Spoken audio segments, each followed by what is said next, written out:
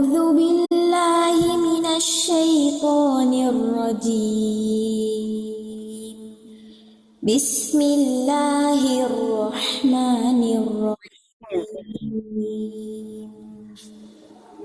يا أيها الذين آمنوا كتب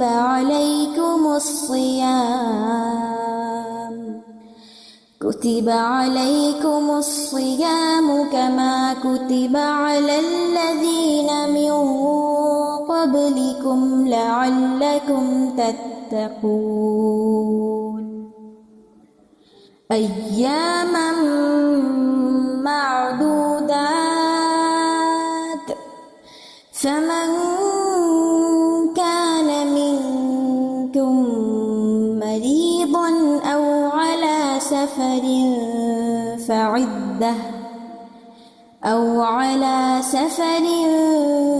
فعدة من أيام أخر وعلى الذين يطيقونه فدية طعام مسكين فمن تطوع خيرا فهو خير له وأن تصوموا خير لكم إن كنتم تعلمون. شهر رمضان الذي أنزل فيه القرآن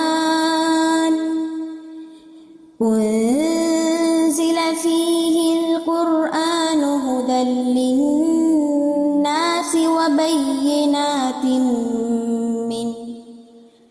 وبينات من الهدى والفرقان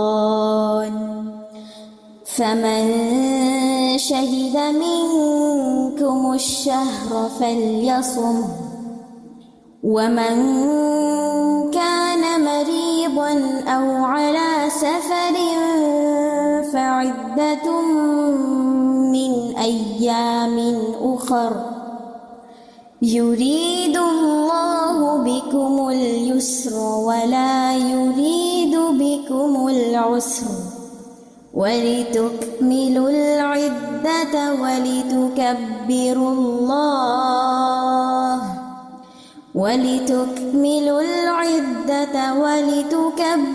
الله على ما هداكم ولعلكم تشكرون.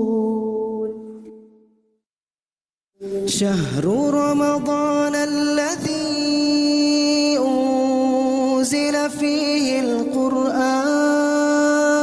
القرآن هدى للناس وبينات من الهدى والفرقان فمن شهد منكم الشهر فليصم ومن كان مريضا أو على سفر فعدة من أيام أخر يريد الله بكم اليسر ولا يريد بكم العسر ولتكملوا العدة ولتكبروا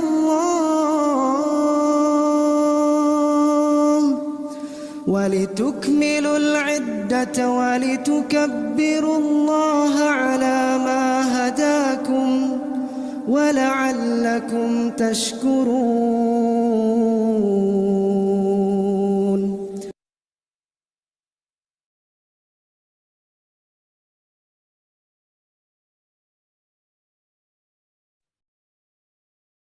السلام علیکم ورحمۃ اللہ وبرکاتہ. الحمد للہ رب العالمین والصلاۃ والسلام علی سید المرسلین اما بعد فاعوذ باللہ من الشیطان الرجیم بسم اللہ الرحمن الرحیم. آپ سب کو خوش آمدید. اللہ سبحانہ و تعالیٰ آپ کو صحت، عافیت اور ایمان کی زندگی عطا فرمائے اور آپ سب کو اپنے بہترین بندوں میں شامل رکھے. الحمدللہ آج ہم انشاءاللہ جو قریب المجیب میں دعائیں سیکھیں گے اور پڑھیں گے وہ استخارہ اور خیر پانے کی دعائیں ہیں. بہت کچھ آپ کو اس میں انشاءاللہ سیکھنے کو ملے گا، لیکن اس سے پہلے جو ہمارا طریقہ کار ہے کہ ہم سب سے پہلے پچھلی کلاس کا ہوم ورک کرتے ہیں، تو ہم اس کا آغاز کرتے ہیں انشاءاللہ، اور آپ سے ترجمہ سنتے ہیں پریویس کلاس کا جو ہم نے کل کنڈکٹ کی تھی آپ کے ساتھ. دیکھتے ہیں کون سے ساتھی سنانا چاہ رہے ہیں. سلمہ ناصر، آپ کا ہینڈ ریز ہے سب سے اوپر، آپ سورۃ الاخلاص کا ترجمہ سنیں گی؟ سلمہ ناصر. سلمہ کا مائک نہیں کھل رہا. زونی ندیم آپ سنائیں گی؟ اچھا سلمہ کا جی مائک. میرے مائک کھل گیا. السلام علیکم. جی سلمہ سنائی. زونی اس کے بعد اگلی آپ سنائیے گا. جی سلمہ. بسم اللہ الرحمن الرحیم. قل هو اللہ احد، کہہ دیجئے وہ اللہ ایک ہے. اللہ الصمد، جی اللہ بے نیاز ہے. لم یلد، نہ اس نے جنا، ولم یولد، اور نہ وہ جنا گیا. ولم یکن لہ، اور نہیں ہے اس کے لیے کفوا احد، برابر کا کوئی ایک بھی. جزاک اللہ خیر. احسنتی، ماشاء اللہ، اچھا ترجمہ سنائیں. یہ بتائیں آپ نے دیکھ کر سنایا ہے یا آپ کو یاد ہے زبانی؟ نہیں، میں نے دیکھ کر سنا. آپ نے کل کہا تھا نا تو لکھ لیجئے گا. اچھا یہ ترجمہ جو ہے نا، تھوڑا سا وضاحت جی کر دوں کہ یہ ترجمہ سنانے کے جی وقت میں زبانی یاد کر کے سنانے ہیں، ٹھیک ہے؟ جی لیکن کوئی بات نہیں، آپ نے انشاءاللہ. دیکھ کے سنایا، انشاءاللہ زبانی بھی یاد کر لیجیے گا آپ، ٹھیک ہے بالکل بالکل انشاءاللہ. انشاءاللہ. زونی آپ کو یاد ہے زبانی یہ ترجمہ؟ جی جی. سنائیے. کل کہہ دیجئے بسم اللہ الرحمن الرحیم. کل کہہ دیجئے ہوا وہ اللہ احد ایک، اللہ ہو اللہ الصمد بے نیاز ہے. لم یلد، نہ اس نے جنا، ولم یولد، اور نہ وہ جنا گیا. ولم، اور نہیں یکن اس کا یکن ہوگا، لہو اس کا کفواً ہمسر، احد کوئی ایک. یکون کا ترجمہ بہتر ہے، نہیں ہے لہو اس کے لیے نہیں. کفواً ہم اچھا. سب برابر کا کوئی ایک بھی. ماشاءاللہ، احسنتی، بارک اللہ فیل میں. ٹھیک ہے جناب. نیکسٹ دیکھتے ہیں جی. نیکسٹ ہمارے پاس یہ دعا ہے. دکھائیے جی سلائڈ پہ نیکسٹ دعا کون سی ہے، تو ہم اپنے ساتھیوں سے سنتے ہیں. زبانی جس کو یہ یاد ہے وہ سنائیں. سارا آپ کو زبانی یاد ہے؟ ترجمہ کر سکتی ہیں اس کا؟ یعنی ترجمہ زبانی یاد ہے آپ کو سارا عبد الوحید؟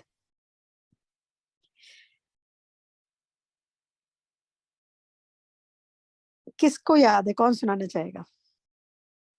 جی باجی میں سناؤں؟ ممتاز آپ سنائیے. جی.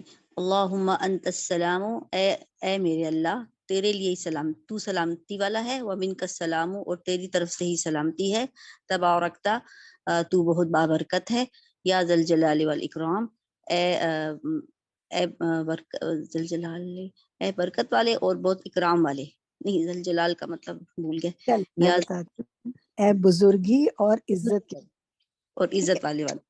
ذل جلال والاکرام، ایک کرم ہوتا ہے نا عزت، اور ذل جلال جلال یعنی بزرگی والے، ٹھیک ہے؟ بزرگی بارک والے. اللہ فیک میں، ماشاءاللہ. ٹھیک ہے جناب.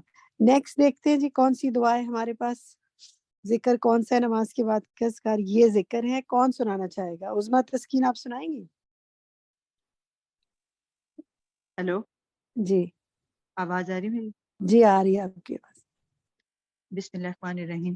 لا الہ الا اللہ، اللہ کے سوا کوئی اللہ کے سوا کوئی معبود نہیں.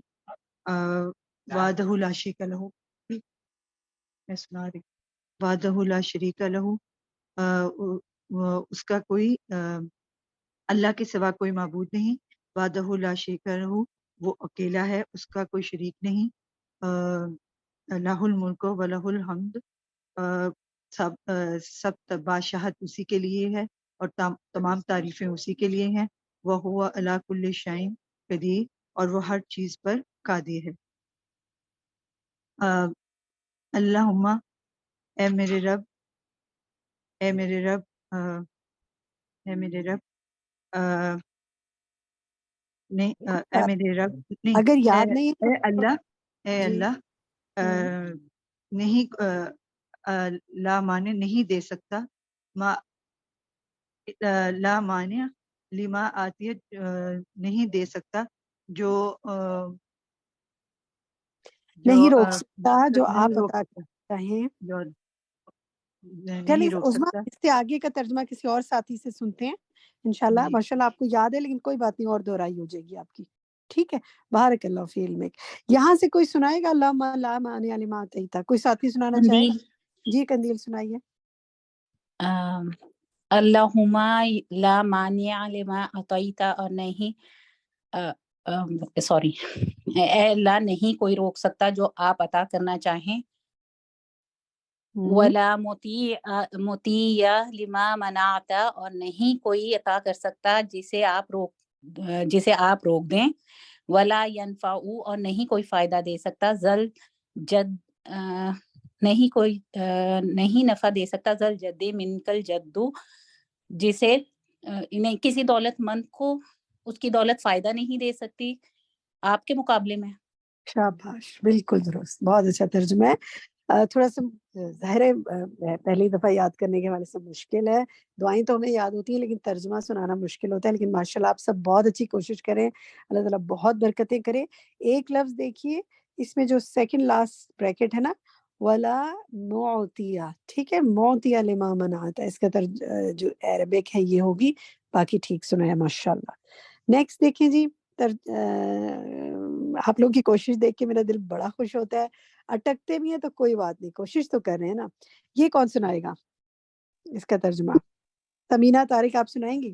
جی السلام علیکم ورحمۃ اللہ. وعلیکم السلام ورحمۃ اللہ. جی سبحانک اللہم، پاک ہے تو اے اللہ، و بحمدک، اور ساتھ آپ کی حمد کے، استغفرو کا میں استغفار کرتی ہوں، توبہ کرتی ہوں، واتوب الیک، آپ کی طرف. استغفرک، میں آپ سے بخشش مانگتی ہوں. بخشش مانگتی ہوں، واتوب الیک، اور آپ ہی کی طرف توبہ کرتی ہوں، یا رجوع لوٹنا کرتی ہے، رجوع رجوع کر. کر. ہاں جی، میں آپ ہی کی طرف رجوع کرتی ہوں. حسن تھے، ٹھیک ہے، اچھی کوشش ہے ماشاءاللہ. اللہ تعالیٰ علم و عمل میں برکت فرمائے آپ سب کے. نیکسٹ دیکھتے ہیں جی. یہ ذکر جو ہے یہ کون سنائے گا؟ چھوٹا سا ذکر ہے، کون سنانا چاہے گا؟ نور سما آپ سنائیں گی؟ جی باجی. سنائیے. جی. رب اغفر لی، اے اللہ تو مجھے بخش دے. وتب علیہ، اور میری توبہ قبول کر. انک انت التواب الغفور، بے شک تو بہت توبہ قبول کرنے والا، بہت بخشنے والا ہے. شاباش. نور آپ نے یہ زبانی سنایا؟ زبانی آتا ترجمہ؟ جی میں سبق یاد کری تھی. ماشاءاللہ، بارک اللہ فیک. ٹھیک ہے. اچھا جناب، یہ نماز فجر اور نماز مغرب کے بعد کا جو خاص ذکر ہے یہ کون سنائے گا؟ ٹیچر میں سناؤں؟ بریرہ. جی بریرہ سنائیے.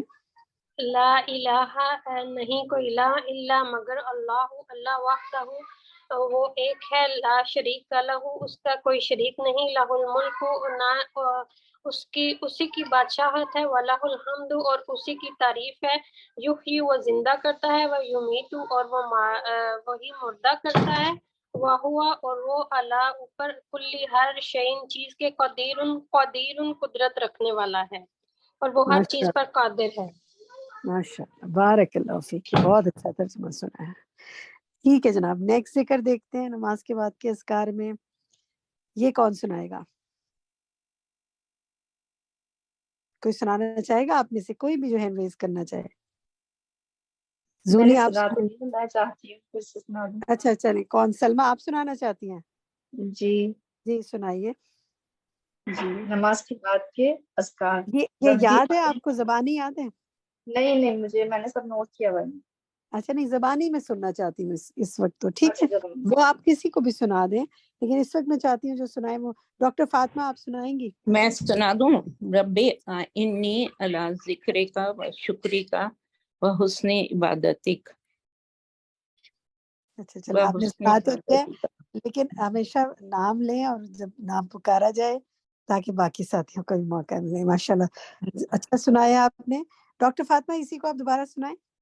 جی بسم اللہ الرحمن الرحیم. ربی، اے میرے رب، آئینی، میری مدد فرما، اللہ ذکری کا، ذکر کرنے پر، و شکری کا، اور اپنا شکر ادا کرنے پر، و حسن عبادتی کا، اور بہترین عبادت کرنے پر. ٹھیک ہے، شاباش، گڈ. اچھا جناب، یہ جو ذکر ہے نا اس کے بعد جو اب اسکرین پہ نظر آ رہی ہے، یہ میں آپ سے نہیں سنوں گی، یہ آپ سب کو یاد کرنا ہے اور آپ نے زبانی اپنے پاس اپنے گھر میں اپنے ساتھیوں میں اپنے دوستوں میں کسی کو سنانا ہے، ٹھیک ہے؟ ان کو اس کا ترجمہ بھیجنا ہے اور ان کو کہنا ہے وہ آپ کا ترجمہ زبانی سنیں، یہ سب اس کو یاد کریں انشاءاللہ۔ اس کے بعد کا دکھائیے جی، یہ ذکر جو ہے نا، یہ والا ذکر جو ہے وہ ہم کس سے کون سنانا چاہے گا؟ سارا عبد الوحید آپ سنائیں گی؟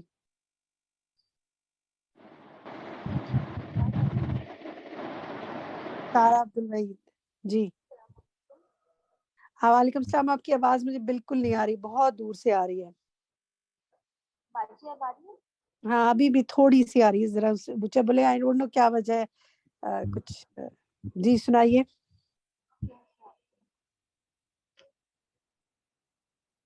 شاہدہ پروین میں سناؤں؟ جی سارا آپ کی بالکل آواز نہیں آ رہی، شاید آپ سنائیں۔ رب کنی عذاب کا، اے میرے رب مجھے اپنے عذاب سے بچانا، یوم تبعث عبادک، جس دن تو اپنے بندوں کو اٹھائے گا۔ ٹھیک ہے الحمدللہ، بس ایک لفظ دیکھیے، تب آسو نہیں ہے، یہ تب آسو ہے، ٹھیک ہے؟ یہاں پہ کھڑا کرنی ہے تو اس کو احتیاط سے پڑھنا ہے، باقی ماشاءاللہ ٹھیک ہے۔ سب کی کوششوں کو اللہ تعالیٰ قبول کرے، جنہوں نے یاد کرنے کی کوشش کی، جنہوں نے دیکھ کر سنانے کی کوشش کی، لیکن انشاءاللہ اس کو ہم نے کم سے کم زبانی اتنا یاد کر لینا ہے کہ جس وقت ہم دعا پڑھے تو ہمیں پتہ ہو کہ ہم کیا مانگ رہے ہیں انشاءاللہ، ٹھیک ہے؟ ٹھیک ہے جناب، یہیں تک آج سنتے ہیں۔ ایک ذکر میں نے آپ کو کہا ہے کہ آپ کسی اور کو سنائیں تاکہ اور لوگوں تک بھی انشاءاللہ یہ بات پہنچے کہ ہمیں ان دعاؤں کا مطلب آنا چاہیے۔ اب ہم آتے ہیں اپنے آج کے سیشن کی طرف۔ استخارہ کے حوالے سے آج کا سیشن ہے، خیر کی دعاؤں اور استخارہ کے حوالے سے سنتے ہیں، اس کے بعد اس پہ ڈسکس کریں گے اور پھر کوئی پولز بھی ہوں گے آپ کے۔ G over to you admin.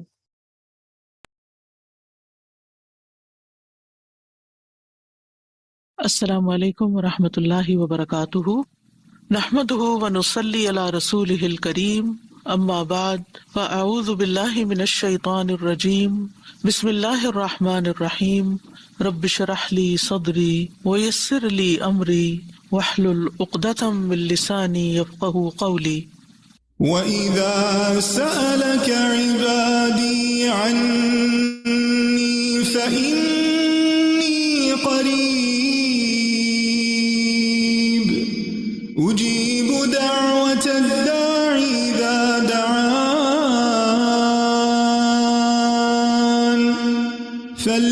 فَلْيَسْتَجِيبُوا لِي وَلْيُؤْمِنُوا بِي لَعَلَّهُمْ يَرْشُدُونَ۔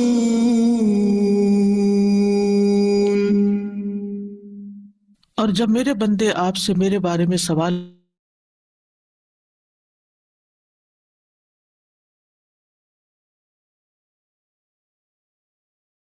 چاہیے کہ وہ میرا حکم مانے اور مجھ پر ایمان رکھیں تاکہ وہ ہدایت پائیں۔ فاستغفروه ثم توبوا إليه إن ربي قريب مجيب۔ سو اس سے بخشش مانگو، پھر اس کی طرف پلٹ آؤ، یقیناً میرا رب قریب ہے، قبول کرنے والا ہے۔ اللہ اکبر کبیرہ والحمد للہ کثیرہ وسبحان اللہ بکرۃ واصیلا۔ اللہ سب سے بڑا ہے، بہت بڑا، اور سب تعریفیں اللہ ہی کے لیے ہیں، بہت زیادہ، اور میں صبح و شام اللہ کی پاکی بیان کرتا ہوں۔ اللہم صلی علی محمد وعلی آل محمد کما صلیت علی ابراہیم وعلی آل ابراہیم انک حمید مجید۔ اللہم بارک علی محمد وعلی آل محمد کما بارکت علی ابراہیم وعلی آل ابراہیم انک حمید مجید۔ پروگرام قریب مجیب کے سلسلے میں آج ہم استخارہ اور خیر پانے کی دعاؤں کے بارے میں پڑھیں گے۔ ارشاد باری تعالیٰ ہے، رب انی لما انزلت الی من خیر فقیر۔ اے میرے رب، جو بھی بھلائی تو میری طرف نازل کرے، بے شک میں اس کا محتاج ہوں۔ موسیٰ علیہ السلام جب مدین پہنچے تو اس کے کنویں یا چشمے پر بیٹھ گئے۔ وہاں انہوں نے دیکھا کہ چرواہوں کی ایک بھیڑ اپنے اپنے گلوں کو پانی پلا رہی ہے اور دو عورتیں اپنے گلے کو روکے ہوئے ان سے پیچھے کھڑی ہیں۔ قرآن مجید میں اللہ سبحانہ وتعالیٰ سورۃ القصص میں اس واقعے کو بیان کرتے ہوئے فرماتے ہیں وَلَمَّا تَوَجَّهَ تِلْقَاءَ مَدْيَنَ قَالَ عَسَى رَبِّي أَن يَهْدِيَنِي سَوَاءَ السَّبِيلِ وَلَمَّا وَرَدَ مَاءَ مَدْيَنَ وَجَدَ عَلَيْهِ أُمَّةً مِّنَ النَّاسِ يَسْقُونَ وَوَجَدَ مِن دُونِهِمُ امْرَأَتَيْنِ تَذُودَانِ قَالَ مَا خَطْبُكُمَا قَالَتَا لَا نَسْقِي حَتَّى يُصْدِرَ الرِّعَاءُ وَأَبُونَا شَيْخٌ كَبِيرٌ فَسَقَىٰ لَهُمَا ثُمَّ تَوَلَّىٰ إِلَى الظِّلِّ فَقَالَ رَبِّ إِنِّي لِمَا أَنزَلْتَ إِلَيَّ مِن خَيْرٍ فَقِيرٌ۔ اور جب وہ یعنی موسیٰ علیہ السلام مدین کی جانب متوجہ ہوا تو کہا مجھے امید ہے کہ میرا رب مجھے سیدھا راستہ دکھائے گا۔ اور جب وہ مدین کے پانی پر پہنچا تو اس پر لوگوں کا ایک گروہ پایا جو اپنے مویشیوں کو پانی پلا رہا تھا، اور ان کے علاوہ دو خواتین کو پایا جو اپنے مویشی روک رہی تھیں۔ موسیٰ نے کہا تم دونوں کا کیا معاملہ ہے؟ وہ دونوں کہنے لگی جب تک چرواہے پانی پلا کر واپس نہ لوٹ جائیں ہم اپنے جانوروں کو پانی نہیں پلاتی، اور ہمارا باپ بڑی عمر کا بوڑھا آدمی ہے۔ تو اس نے ان دونوں کے مویشیوں کو پانی پلا دیا، پھر سائے کی طرف پلٹ گیا تو کہنے لگا اے میرے رب جو بھی بھلائی میں سے تو میری طرف نازل کرے بے شک میں اس کا محتاج ہوں۔ یہاں اس آیت میں ہم دیکھتے ہیں کہ موسیٰ علیہ السلام ایک طویل سفر کے بعد بے یار و مددگار ہر طرح کی بھوک پیاس کے عالم میں مدین پہنچتے ہیں، اور وہاں پہنچ کر دیکھتے ہیں کہ ایک جگہ لوگ جمع ہیں اور وہ اپنے اپنے مویشیوں کو پانی پلا رہے ہیں۔ وہ ان کو دیکھتے ہیں کہ وہاں دو خواتین بھی کھڑی ہیں جو آگے نہیں بڑھ رہی، وہ اپنے جانور پیچھے روک رہی ہیں۔ آپ نے دیکھا ہوگا کہ جانور عام طور پر آگے آگے جاتے ہیں اور دوسرے جانوروں کو دیکھ کر تو انہیں کھینچ کھینچ کے پیچھے کر رہی ہیں کیونکہ وہ بھیڑ میں گھسنا نہیں چاہ رہی تھی۔ موسیٰ علیہ السلام نے جب ان کو دیکھا تو مدد کے لیے آگے بڑھے۔ ایک شخص جو ہر طرح کی مدد کا خود محتاج ہو، جس کے پاس کوئی ٹھکانہ نہیں، جس کو اپنے فیوچر کا کچھ پتا نہیں، جس کے پاس کھانا نہیں، پینا نہیں، رات گزارنے کی جگہ نہیں، کچھ بھی نہیں، یعنی دنیاوی اسباب میں سے کوئی سبب اس کے سامنے نہیں، لیکن اس کے دل کے اندر کیا ہے کہ وہ دوسروں کی مدد کیسے کرے۔ انہم کانوا یسارعون فی الخیرات، پیغمبر علیہ السلام ان کی خصوصیت کیا تھی کہ وہ خیر کے کاموں میں، نیکی کے کاموں میں آگے بڑھ جاتے تھے۔ وہ انتظار نہیں کرتے تھے یہ دیکھیں کہ کوئی انہیں کہے، کوئی انہیں موٹیویٹ کرے، کوئی ان کو انکریج کرے، کوئی ان کو اس پر کوئی معاوضہ دے یا انہیں کوئی ریکمینڈ کرے، نہیں، بس انہوں نے دیکھا کہ یہاں یہ بچیاں ضرورت مند ہیں اور وہ اپنی ضرورت کو بھول کر ان کی ضرورت کے لیے آگے بڑھ گئے۔ موسیٰ علیہ السلام ایک طاقتور نوجوان تھے، اسی وجہ سے صرف ان کے ایک مکے نے اس قبطی کا کام تمام کر دیا تھا جس کے قتل کے بعد وہ یہاں پر پہنچے تھے۔ انہوں نے اکیلے ہی پانی کا بھاری بھرکم ڈول نکالا اور ان کی بکریوں کو پانی پلا دیا۔ لڑکیاں اپنے جانور لے کر گھر چلی گئیں تو انہوں نے ان سے نہ کسی شکریہ کی توقع کی اور نہ یہ پوچھا تم کہاں سے آئی ہو، کیا کرتی ہو، فضول کی کوئی بات نہیں کی، نہ کوئی ہنسی مذاق، نہ کچھ کسی قسم کی کوئی بات نہیں۔ واپس آ کر بیٹھ گئے درخت کے سائے تلے اور دعا کرنے لگے ربی انی لما انزلت الی من خیر فقیر، اے میرے رب تیری طرف سے جو بھی بھلائی مجھے پہنچے میں اس کا محتاج ہوں۔ یعنی خدمت لوگوں کی اور اپنی ضروریات کس کے آگے رکھنا؟ اللہ رب العزت کے آگے، کہ میری مدد تو کرے گا۔ مجھے تو نے بندوں کے درد کے لیے پیدا کیا کہ میں ان کی مدد کروں، لیکن میں تیری مدد کا محتاج ہوں۔ یہ جذبات جس انسان کے اندر پیدا ہو جاتے ہیں اسی کو اللہ سبحانہ وتعالیٰ اپنے دین کی خدمت کے لیے چنتا ہے۔ موسیٰ علیہ السلام اپنے بھائی ہارون علیہ السلام سے چھوٹے تھے اور ہکلاتے بھی تھے، لیکن اللہ سبحانہ وتعالیٰ نے ان کو نبوت کے لیے چنا۔ اللہ تعالیٰ کے ہر کام میں حکمتیں ہیں، اور وہ بعد میں ہمیں حکمتیں نظر آتی ہیں کہ آخر انہی کا انتخاب کیوں ہوا، جبکہ ہارون علیہ السلام زیادہ فصیح اللسان تھے، زیادہ اچھی طرح بات کر سکتے تھے، اور نبوت کا کام تو ہوتا بھی یہ ہے کہ انسان پیغام دوسروں کو بہتر طور پر کمیونیکیٹ کر سکے، لیکن اللہ سبحانہ وتعالیٰ نے موسیٰ علیہ السلام کو چنا۔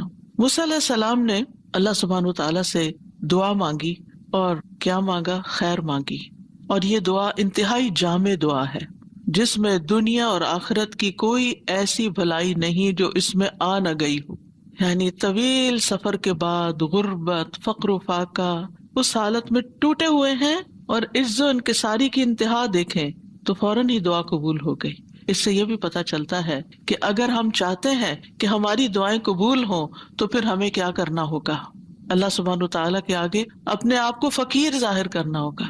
انی لما انزلت الی من خیر فقیر، میں محتاج ہوں، میں محتاج ہوں، میں تیرا بندہ ہوں. اور اللہ سبحانہ وتعالیٰ کو ان کی یہ دعا بہت پسند آ گئی اور اللہ سبحانہ وتعالیٰ نے ان کی دعا قبول کر لی، جس کے نتیجے میں انہیں کھانا پینا تو کیا، انہیں گھر بھی اور انہیں بیوی بھی اور جاب بھی، تمام چیزیں جو انسان کی ضرورت ہوتی ہیں وہ چند لمحوں کے اندر نصیب ہو گئی، یعنی جن کو حاصل کرنے میں سال ہا سال لگتے ہیں. اور یہاں آپ دیکھیں کہ ایک ہی حلے میں سب کچھ مل جائے، ساری خیر مل جاتی ہے. دنیا کی خیر میں سے یہی چیزیں ہیں جن کی انسان تمنا کرتا ہے اور جو اللہ تعالیٰ سے مانگتا ہے، وہ سب کچھ ان کو مل گیا. تو یہ خیر کیا چیز ہوتی ہے؟ خیر کا عربی میں کیا معنی ہے؟ خیر عربی میں شر کی ضد ہے. خیر وہ ہے جو انسان کو مرغوب ہوتی ہے، جس میں انسان رغبت رکھتا ہے، جس میں مثلاً انسان کی عقل، انسان کے اوپر طرح طرح کے فضل، انسان کی ضروریات کی جتنی بھی چیزیں ہیں جن سے انسان کو اطمینان حاصل ہوتا ہے، وہ ساری اس کے لیے خیر ہی خیر ہیں. خیر دو قسم کی ہوتی ہے، ایک خیر مطلق جو ہر حال میں اور ہر ایک کے نزدیک پسندیدہ ہے، یونیورسل خیر، اور اس میں سے خاص طور پر جنت کا ملنا خیر ہے اور جہنم میں جانا شر ہے. تو جنت کا مل جانا، کوئی انسان ایسا نہیں جس کو جنت کی خبر اور وہ جنت میں نہ جانا چاہے، اور جس کو جہنم کا پتہ چل جائے کہ وہ کیسی بلا ہے اور وہ جہنم سے بچنا نہ چاہے. تو جنت میں جانا اور جہنم سے بچ جانا بھی خیر ہے، آگ سے بچنا بھی خیر ہے. دوسری قسم کی خیر اور شر مقید ہے، یعنی وہ چیز جو ایک کے حق میں خیر ہے اور دوسرے کے لیے وہی چیز شر ہے. مثلاً دولت بعض اوقات یہ ایک شخص کے حق میں خیر و بلائی کا باعث بنتی ہے، وہ اسے خیر کے کاموں میں خرچ کرتا رہتا ہے اور اس سے اس کے درجات بلند ہوتے رہتے ہیں اور اس کی مشکلات آسان ہوتی رہتی ہیں. اور دوسرے کے حق میں وہی خیر جو دولت کی شکل میں، کہ قرآن مجید میں دولت کو بھی وَإِنَّهُ لِحُبِّ الْخَيْرِ لَشَدِيدٌ، انسان خیر یعنی مال کی محبت میں بڑا شدید ہے. تو یہی مال کسی دوسرے انسان کے حق میں بڑا ہی شر کا باعث ہے، کیونکہ وہ اسے شر کے راستوں میں خرچ کرے گا اور اس سے اس کے اللہ سبحانہ وتعالیٰ کے نزدیک درجات اور نیچے گر جائیں گے، حتیٰ کہ سزا کا مستحق ہو جائے گا. انسان اپنی فطرت کے لحاظ سے خیر کو پسند کرتا ہے، وَإِنَّهُ لِحُبِّ الْخَيْرِ لَشَدِيدٌ، اور صرف پسند نہیں کرتا بلکہ حب شدید کا شکار ہوتا ہے، یعنی بہت زیادہ پسند کرتا ہے. سورۃ فصلت میں آتا ہے لا يسأم الانسان من دعاء الخیر وإن مسه الشر فیئوس قنوط، انسان خیر کی دعا مانگنے سے تھکتا نہیں، اور اگر اسے کوئی تکلیف پہنچ جائے تو نہایت مایوس اور بہت نا امید ہو جاتا ہے، ڈپریسڈ ہو جاتا ہے. لیکن یہ یاد رکھیے کہ دینے والا خیر کو تو صرف اللہ ہی ہے، کیونکہ سارے خزانوں کا مالک وہی ہے. قل اللہم مالک الملک تؤتی الملک من تشاء وتنزع الملک ممن تشاء وتعز من تشاء وتذل من تشاء بیدک الخیر انک علی کل شیء قدیر. کہہ دیجئے اے اللہ بادشاہی کے مالک، تو جسے چاہتا ہے بادشاہی عطا کرتا ہے اور جس سے چاہتا ہے چھین لیتا ہے، اور جسے چاہتا ہے عزت دیتا ہے اور جسے چاہتا ہے ذلیل کرتا ہے. تیرے ہی ہاتھ میں ہر طرح کی خیر ہے، بے شک تو ہر چیز پر پوری طرح قادر ہے. بیدک الخیر، تو خیر کا مالک صرف اور صرف اللہ ہے. اس لیے خیر کا سوال اللہ سے ہی کرنا چاہیے، ہر طرح کی خیر اللہ ہی سے مانگنی چاہیے. سارے کا سارا فضل بھی اللہ کے ہاتھ میں ہے. قل ان الفضل بید اللہ یؤتیہ من یشاء واللہ واسع علیم. کہہ دیجئے بے شک فضل اللہ ہی کے ہاتھ میں ہے، وہ جسے چاہتا ہے عطا کرتا ہے، اور اللہ وسعت والا خوب علم والا ہے، یعنی اس کو پتا ہے کہ کس کو کیا چیز دینی چاہیے. اس کے پاس تو فضل کی کوئی انتہائی نہیں، خیر کی انتہائی نہیں، لیکن فیصلہ وہ کرتا ہے کہ کس کو کیا دینا ہے، کتنا دینا ہے، کب دینا ہے، اور کس سے کیا روک لینا ہے. تو اصل خیر دنیا میں نہیں ہے، اصل خیر آخرت میں ہے، اور وہ جنت کی شکل میں ہے. دنیا میں تو صرف جھلکیاں ہیں، چند تھوڑے بہت آرام کی چیزیں، انسان کی پسندیدہ چیزیں. ابن عباس کہتے ہیں رسول اللہ صلی اللہ علیہ وسلم نے عرفات میں خطبہ دیا، پھر جب آپ نے کہا لبیک اللہم لبیک، تو اس کے بعد فرمایا انما الخیر خیر الآخرہ، بے شک خیر تو صرف آخرت کی خیر ہے. یعنی اصل خیر تو آخرت کی خیر ہے، اور وہ ہے جنت کا ملنا اور جہنم سے بچ جانا، کیونکہ فمن زحزح عن النار وادخل الجنۃ فقد فاز، جو آگ سے بچا لیا گیا اور جنت میں داخل کر دیا گیا یقیناً وہ کامیاب ہو گیا۔ تو اس خیر کو حاصل کرنے کے لیے کچھ اسباب ہیں، ان کا اختیار کرنا بھی ضروری ہے، یعنی اللہ سبحانہ تعالیٰ کے ہاں جو خیر ہے اس کو پانے کے لیے کچھ کام کرنے ہوں گے، اس کی کچھ شرائط ہیں۔ ان میں سب سے پہلے ایمان اور تقوی، ایمان اور تقوی اختیار کرنا۔ اللہ تعالیٰ کا فرمان ہے، وعدہ ہے، وَلَوْ أَنَّ أَهْلَ الْقُرَىٰ آمَنُوا وَاتَّقَوْا لَفَتَحْنَا عَلَيْهِمْ بَرَكَاتٍ مِّنَ السَّمَاءِ وَالْأَرْضِ وَلَٰكِن كَذَّبُوا فَأَخَذْنَاهُمْ بِمَا كَانُوا يَكْسِبُونَ۔ اور اگر واقعی بستیوں والے ایمان لے آتے اور بچ کر چلتے، تقوی اختیار کرتے، تو ہم ضرور ان پر آسمان اور زمین سے بہت سی برکتوں کے دروازے کھول دیتے، ہم ان پہ برکتیں عام کر دیتے، لیکن انہوں نے ہی جھٹلا دیا، تو ہم نے انہیں اس کی وجہ سے پکڑ لیا جو وہ کمایا کرتے تھے۔ تو جب کسی انسان کے اندر، جب کسی لیڈر کے اندر حقیقی معنوں میں ایمان اور تقوی ہوتا ہے تو پھر ہو نہیں سکتا کہ اس کی قوم خیر نہ پائے اور ان کے لیے خیر کے دروازے نہ کھلیں۔ لیکن جب کسی قوم سے یہ مفقود ہو جاتا ہے، وہاں ظلم عام ہو جاتا ہے، بے حیائی عام ہو جاتی ہے، اور اسی طرح کی اور بہت سی برائیاں عام ہو جاتی ہیں، تو پھر خیر ان سے روک لی جاتی ہے۔ خیر تقوی کے ساتھ ہے، خیر عدل و انصاف کے ساتھ ہے۔ امام ابن تیمیہ نے کہا تھا کہ عدل و انصاف کے ساتھ ایک نان مسلم حکومت جو ہے وہ بھی کامیاب ہو سکتی ہے، اور ظلم کے ساتھ مسلمانوں کی حکومت بھی قائم نہیں رہتی۔ دوسری چیز ہے فرائض کی ادائیگی کرنا۔ جب انسان اپنے فرائض پورے کرتا ہے جو عبادات کی شکل میں ہے، یا جس عہدے پر وہ ہے اس کے جو فرائض اور تقاضے ہیں ان کو پورا کرتا ہے، تو اس کے نتیجے میں بھی اس کے لیے اللہ تعالیٰ کی طرف سے بھلائی آتی ہے۔ سورۃ نور میں آتا ہے، رجال لا تلہیہم تجارۃ ولا بیع عن ذکر اللہ واقام الصلاۃ وایتاء الزکاۃ یخافون یوما تتقلب فیہ القلوب والابصار لیجزیہم اللہ احسن ما عملوا ویزیدہم من فضلہ واللہ یرزق من یشاء بغیر حساب۔ وہ مرد جنہیں اللہ کے ذکر سے اور نماز قائم کرنے اور زکوٰۃ دینے سے نہ کوئی تجارت غافل کرتی ہے اور نہ کوئی خرید و فروخت، وہ اس دن سے ڈرتے ہیں جس میں دل اور آنکھیں الٹ جائیں گی، تاکہ اللہ انہیں اس کا بہترین بدلہ دے جو انہوں نے کیا، اور انہیں اپنے فضل سے زیادہ دے۔ یعنی جب کوئی شخص، خاص طور پر مردوں کی بات ہو رہی ہے یہاں پر، کیونکہ جب وہ اپنے جاب پر یا بزنس پر ہوتے ہیں تو پھر ان کو یہ ہوتا ہے کہ اور کما لیں اور کما لیں، اور نمازوں میں بھی دیر اور اپنے فرائض میں بھی دیر۔ تو یہاں پر شرط لگا دی گئی کہ اللہ کا ذکر، اس میں غفلت نہیں، نماز قائم کرنے میں اور زکوٰۃ دینے میں نہ کوئی تجارت روکتی ہے نہ کوئی خرید و فروخت، کوئی شغل کوئی بزنس ان کو اس سے دور نہیں کرتا۔ تو پھر اللہ سبحانہ تعالیٰ صرف ان کے اچھے اعمال کا بدلہ ہی نہیں دیتا، بلکہ وَيَزِيدُهُم مِّن فَضْلِهِ، اپنے فضل سے زیادہ بھی دیتا ہے۔ وَاللَّهُ يَرْزُقُ مَن يَشَاءُ بِغَيْرِ حساب، اور اللہ جس کو چاہتا ہے بے حساب رزق عطا کرتا ہے۔ یعنی بعض اوقات اللہ سبحانہ تعالیٰ آزمائش کے طور پر کسی نافرمان کو بھی وقتی طور پر کھلی چھوٹ دے دیتا ہے، پھر اس کی رسی کھینچ لیتا ہے۔ تیسری چیز ہے اللہ تعالیٰ کی اطاعت کرنا۔ عبداللہ بن مسعود سے روایت ہے، وہ کہتے ہیں کہ رسول اللہ صلی اللہ علیہ وسلم نے فرمایا، جو چیز تمہیں جنت کے قریب کر سکتی ہے میں نے تمہیں اس کا حکم دے دیا، اور جو چیز تمہیں جہنم کے قریب کر سکتی ہے میں نے تمہیں اس سے منع کر دیا۔ روح القدس یعنی جبریل نے میرے دل میں یہ بات ڈالی ہے کہ کوئی جان اپنے رزق کی تکمیل کے بغیر نہیں مرتی، یعنی جب تک اس کا رزق پورا نہیں ہوتا وہ نہیں مرتا انسان۔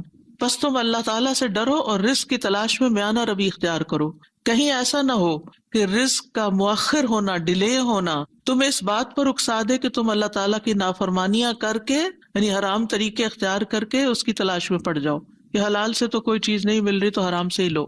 یاد رکھو، جو کچھ اللہ تعالیٰ کے پاس ہے اسے اللہ تعالیٰ کی اطاعت سے ہی حاصل کیا جا سکتا ہے، لہٰذا انسان اللہ تعالیٰ کی اطاعت سے کبھی بھی منہ نہ موڑے۔ پھر اسی طرح نرمی اختیار کرنا خیر لانے کا باعث ہوتا ہے۔ ابو درداء کہتے ہیں نبی صلی اللہ علیہ وسلم نے فرمایا، جس شخص کو نرمی میں سے حصہ مل گیا اسے اس کی بھلائی کا حصہ بھی مل گیا، اور جو شخص خیر کے اس حصے سے محروم رہا وہ بھلائی سے بھی محروم رہا۔ پھر خیر کے دروازے کون سے ہیں؟ نبی صلی اللہ علیہ وسلم نے فرمایا، کیا میں تمہیں خیر کے دروازے نہ بتاؤں؟ روزہ ڈھال ہے، صدقہ گناہوں کو ایسے بجھا دیتا ہے جس طرح پانی آگ کو بجھا دیتا ہے۔ تو روزہ بھی خیر کے دروازے، نیکی اور بھلائی کے راستے آسان کرتا ہے، اور پھر الٹیمیٹلی اس کے نتیجے میں اللہ سبحانہ و تعالیٰ کی طرف سے خیر ملتی۔ رمضان کے روزے تو خیر ہم پر فرض ہیں، لیکن عام دنوں میں اگر آپ اپنی کوئی حاجت ہے، کوئی مطلب ہے، کوئی ضرورت ہے اللہ تعالیٰ سے، کوئی دعا ہے جو آپ چاہتے ہیں قبول ہو جائے، تو اس کے لیے روزہ رکھیں، کیونکہ روزہ دار کی دعا قبول ہوتی ہے، خاص طور پر افطار کے وقت کی۔ اور امید ہے کہ آپ افطار کے وقت بیٹھ کر دعا کرنے کا اہتمام کرتے ہوں گے اپنے گھر والوں کے ساتھ، کیونکہ وہ یعنی کہ مزدوری کی اجرت کا وقت آ گیا، اور اس وقت اگر انسان ادھر ادھر غافل ہو جائے تو محرومی کی بات ہوتی ہے۔ اور پھر دوسرا یہ کہ صدقہ بلاؤں کو ٹالتا ہے، صدقہ مصیبت کو دور کرتا ہے، لہٰذا انسان صدقہ خیرات کثرت سے کرتا رہے، اور اللہ تعالیٰ کا وعدہ ہے کہ جو تم خرچ کرو گے اللہ سبحانہ تعالیٰ اس کے پیچھے اور لے آئے گا۔ تم آگے دیتے جاؤ گے، تمہارے رزق میں کمی نہیں ہوگی، تمہاری قسمت میں جو ہے وہ تو تمہیں مل کے ہی رہے گا، وہ تمہارے پیچھے آئے گا۔ تم دینے والے بنو۔ اس سے کیا فائدہ ہوگا کہ وہ نکلتا جاتا ہے نا، وہ آگے چلتا جاتا ہے، اجر ثواب آخرت کے لیے اکٹھا ہوتا جاتا ہے، اور دنیا میں جو استعمال کرنا وہ بھی آ جائے گا، کیونکہ دینے والا تو اللہ ہے نا۔ پھر توبہ استغفار کرنا، وَأَنِ اسْتَغْفِرُوا رَبَّكُمْ ثُمَّ تُوبُوا إِلَيْهِ يُمَتِّعْكُمْ مَتَاعًا حَسَنًا إِلَىٰ أَجَلٍ مُّسَمًّى وَيُؤْتِ كُلَّ ذِي فَضْلٍ فَضْلَهُ۔ اور یہ کہ اپنے رب سے معافی مانگو، اس کے حضور توبہ کرو، وہ ایک خاص مدت تک یعنی زندگی کی مدت تک تمہیں اچھا سامان زندگی دے گا۔ یعنی توبہ استغفار کرنے والے لوگوں کی دنیا کی زندگی بھی خوشگوار ہو جاتی ہے، دنیا کی ضروریات بھی ان کی پوری ہوتی ہیں، اور ہر صاحب فضل کو اس کا فضل عطا کرے گا۔ پھر اسی طرح ہاتھوں کو خیر سے بھرنے والے کلمات۔ عبداللہ بن ابی اوفا کہتے ہیں، ایک شخص نبی صلی اللہ علیہ وسلم کی خدمت میں آیا اور کہنے لگا کہ میں قرآن سے کچھ یاد نہیں کر سکتا، آپ مجھے کچھ سکھا دیجئے، یعنی قرآن کا حفظ کرنا میرے لیے مشکل ہے، آپ مجھے وہ سکھا دیجئے جو میرے لیے قرأت قرآن سے کفایت کرے، یعنی اگر میں قرآن نہیں پڑھ سکتا تو میرے پاس کچھ ایسے کلمات ہو کہ کم از کم میں کچھ تو اجر و ثواب پاؤں۔ آپ صلی اللہ علیہ وسلم نے فرمایا، تم سبحان اللہ والحمد للہ ولا الہ الا اللہ واللہ اکبر ولا حول ولا قوت الا باللہ پڑھا کرو۔ جیسے بعض اوقات نان مسلمز ہوتے ہیں نا، مسلم ہو جاتے ہیں، ریورٹ ہوتے ہیں، پھر ان کو ابھی عربی پڑھنا کرنا بہت مشکل لگتا ہے، تو اس وقت تک ان کو یہ کلمات سکھا دیے جائیں، چھوٹے بچوں کو بھی سکھا دیے جائیں، جب تک وہ پڑھنے اور حفظ کرنے کے لائق ہوں گے اس تسبیح کی تکرار کرتے رہیں۔ وہ کہنے لگا، اللہ کے رسول یہ تو اللہ عز و جل کے لیے ہوا، یعنی اللہ کی تعریف ہوئی، میرے لیے کیا ہے؟ آپ نے فرمایا، کہا کرو اللہم ارحمنی وارزقنی وعافنی واہدنی، اے اللہ مجھ پر رحم فرما، مجھے رزق عطا فرما، مجھے عافیت دے، مجھے ہدایت دے۔ بس جب وہ کھڑا ہوا تو اپنے ہاتھوں سے ایسے اشارہ کیا، یعنی اس نے ہاتھ اٹھائے ہوں گے نا، تو رسول اللہ صلی اللہ علیہ وسلم نے فرمایا، رہا یہ شخص تو اس نے اپنے ہاتھ خیر سے بھر لیے، یعنی اللہ کے آگے ہاتھ پھیلایا تھا، یہ چیزیں مانگی تھی، اللہ نے دے دی اس کو۔ تو پہلے بھی بات ہو چکی ہے کہ اللہ تعالیٰ کی حمد و ثنا کے بعد جو دعا کی جائے وہ دعا قبول ہوتی ہے، لہٰذا یہ ذکر کر کے پھر انسان یہ دعا بھی اپنی پڑھ لے۔ رات کے وقت جب انسان کی آنکھ کھلتی ہے تو اس وقت بھی یہ لا الہ الا اللہ وحدہ لا شریک لہ آخر تک پڑھ کے پھر اللہم اغفر لی یا کوئی بھی دعا کرتا ہے تو دعا قبول ہوتی ہے۔ تو اس سے پتہ یہ چلتا ہے کہ جب بھی آپ دعا کرنے لگیں تو پہلے اللہ تعالیٰ کی تسبیح یا درود شریف ان چیزوں کا اہتمام کر لیں تو قبولیت کے چانسز بڑھ جاتے ہیں۔ جہاں کچھ کام خیر میں اضافے کا باعث بنتے ہیں وہاں کچھ چیزیں خیر سے محروم کرنے کا بھی باعث بنتی ہیں، جن میں اول درجے میں گناہ اور نافرمانی کے کام۔ عبداللہ بن عمر کہتے ہیں کہ رسول اللہ صلی اللہ علیہ وسلم متوجہ ہوئے اور فرمایا، اے مہاجرین کے گروہ، 5 آزمائشیں ہیں جن میں تم مبتلا ہوگے، اور میں اس بات سے اللہ کی پناہ چاہتا ہوں کہ تم ان کو پاؤ۔ نمبر 1، جب کسی قوم میں بدکاری عام ہو جاتی ہے اور وہ اعلانیہ اس کا ارتکاب کرتے ہیں تو ان میں طاعون اور مختلف بیماریاں جو ان کے اسلاف میں نہیں تھی پھیل جاتی ہیں، یعنی زنا کے نتیجے میں جس قوم میں یہ برائی عام ہو جاتی ہے تو پھر ان میں نئی نئی بیماریاں پھوٹ پڑتی ہیں۔ نمبر 2، جب وہ ناپ تول میں کمی کرتے ہیں تو انہیں قحط سالیاں، سخت تکلیفیں اور بادشاہوں کے ظلم دبوچ لیتے ہیں۔ نمبر 3، جب لوگ اپنے مال سے زکوٰۃ ادا کرنے سے رک جاتے ہیں تو آسمان سے بارش کا نزول بند ہو جاتا ہے، اگر چوپائے نہ ہوتے تو ان پر بارش نازل نہ ہوتی۔ نمبر 4، جب لوگ اللہ اور اس کے رسول کا عہد و پیمان توڑ دیتے ہیں تو اللہ ان پر دوسری قوموں میں سے دشمن مسلط کر دیتا ہے. یعنی جب قوم اجتماعی طور پر اللہ سے کوئی وعدہ کرتی ہے، جیسے پاکستان بناتے ہوئے لوگوں نے کہا تھا کہ پاکستان کا مطلب کیا، لا الہ الا اللہ، وہ تو رہ گیا پیچھے، اور کبھی نئے پاکستان کا نعرہ لگا اور کبھی کسی اور پاکستان کا، تو جو اصل مقصد تھا وہ کہاں گیا؟ توحید کی بجائے شرک عام ہونے لگا. تو یہ قوم جب اپنا وعدہ توڑ دیتی ہے تو پھر اللہ تعالیٰ اور قوموں کو ان پہ مسلط کر دے. وہ پھر اپنے فیصلے خود نہیں کرتی، دوسری قومیں ان کے فیصلے کرتی ہیں. نمبر 5، جب مسلمانوں کے حکمران اللہ کی کتاب کے مطابق فیصلہ نہیں کرتے اور اس کے نازل کردہ قوانین کو ترجیح نہیں دیتے تو اللہ تعالیٰ ان کو آپس میں لڑا دیتا ہے.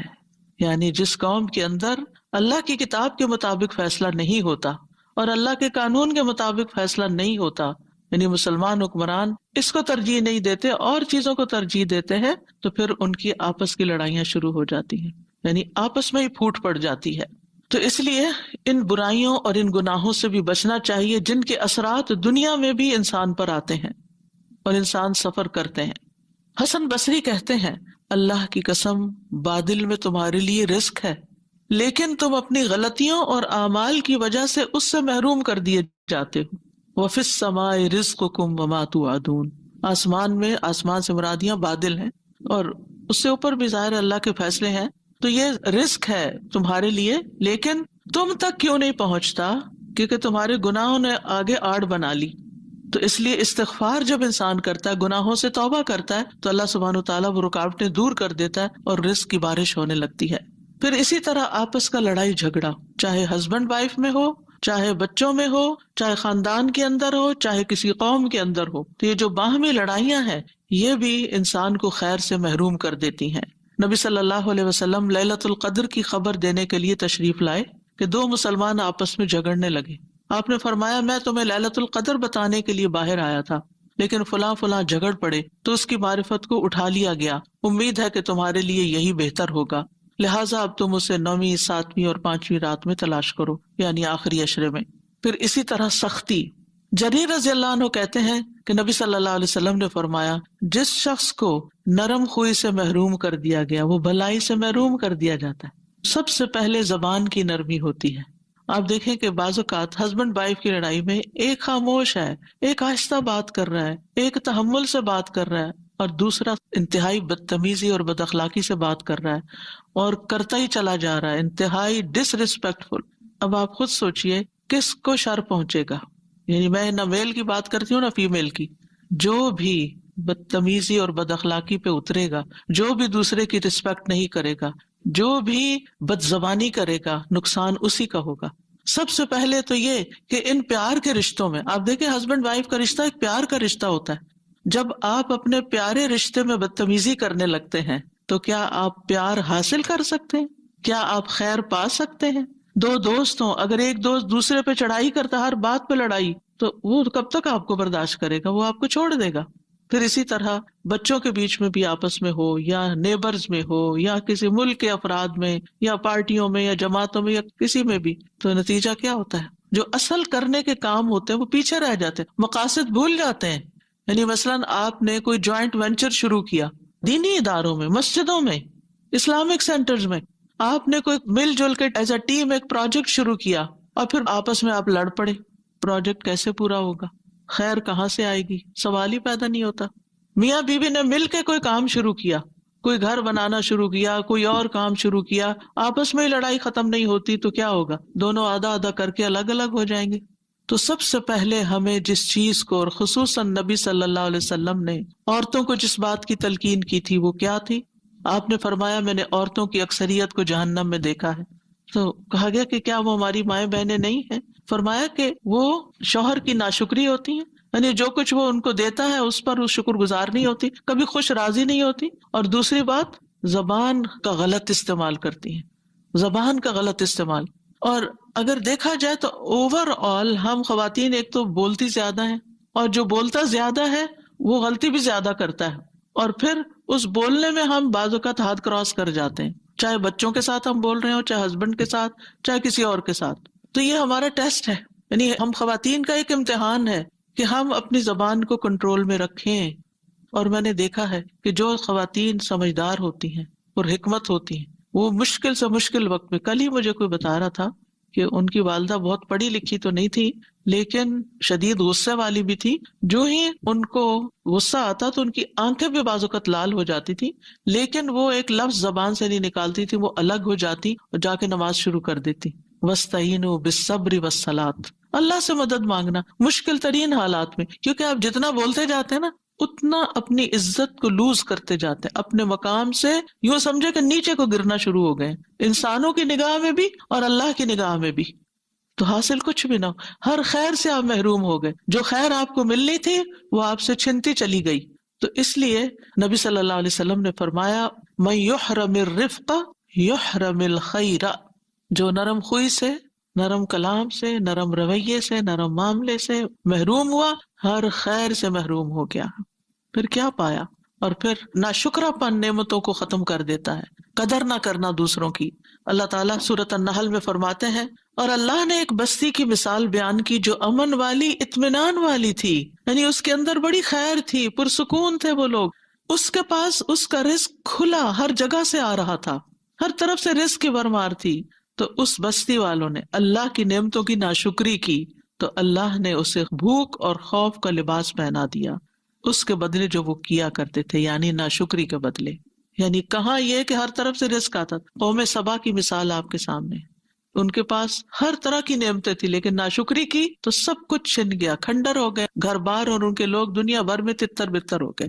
اور اب محاورے کے طور پہ بولتے تھے ایسے تتر بتر ہوئے جیسے قوم سبا ہوئی تھی، یعنی کسی خاندان کے اندر کوئی اختلاف فساد ہوتا تو اس کی وجہ سے وہ یہ مثال دیا کرتے تھے، ضرب المثل بن گئے.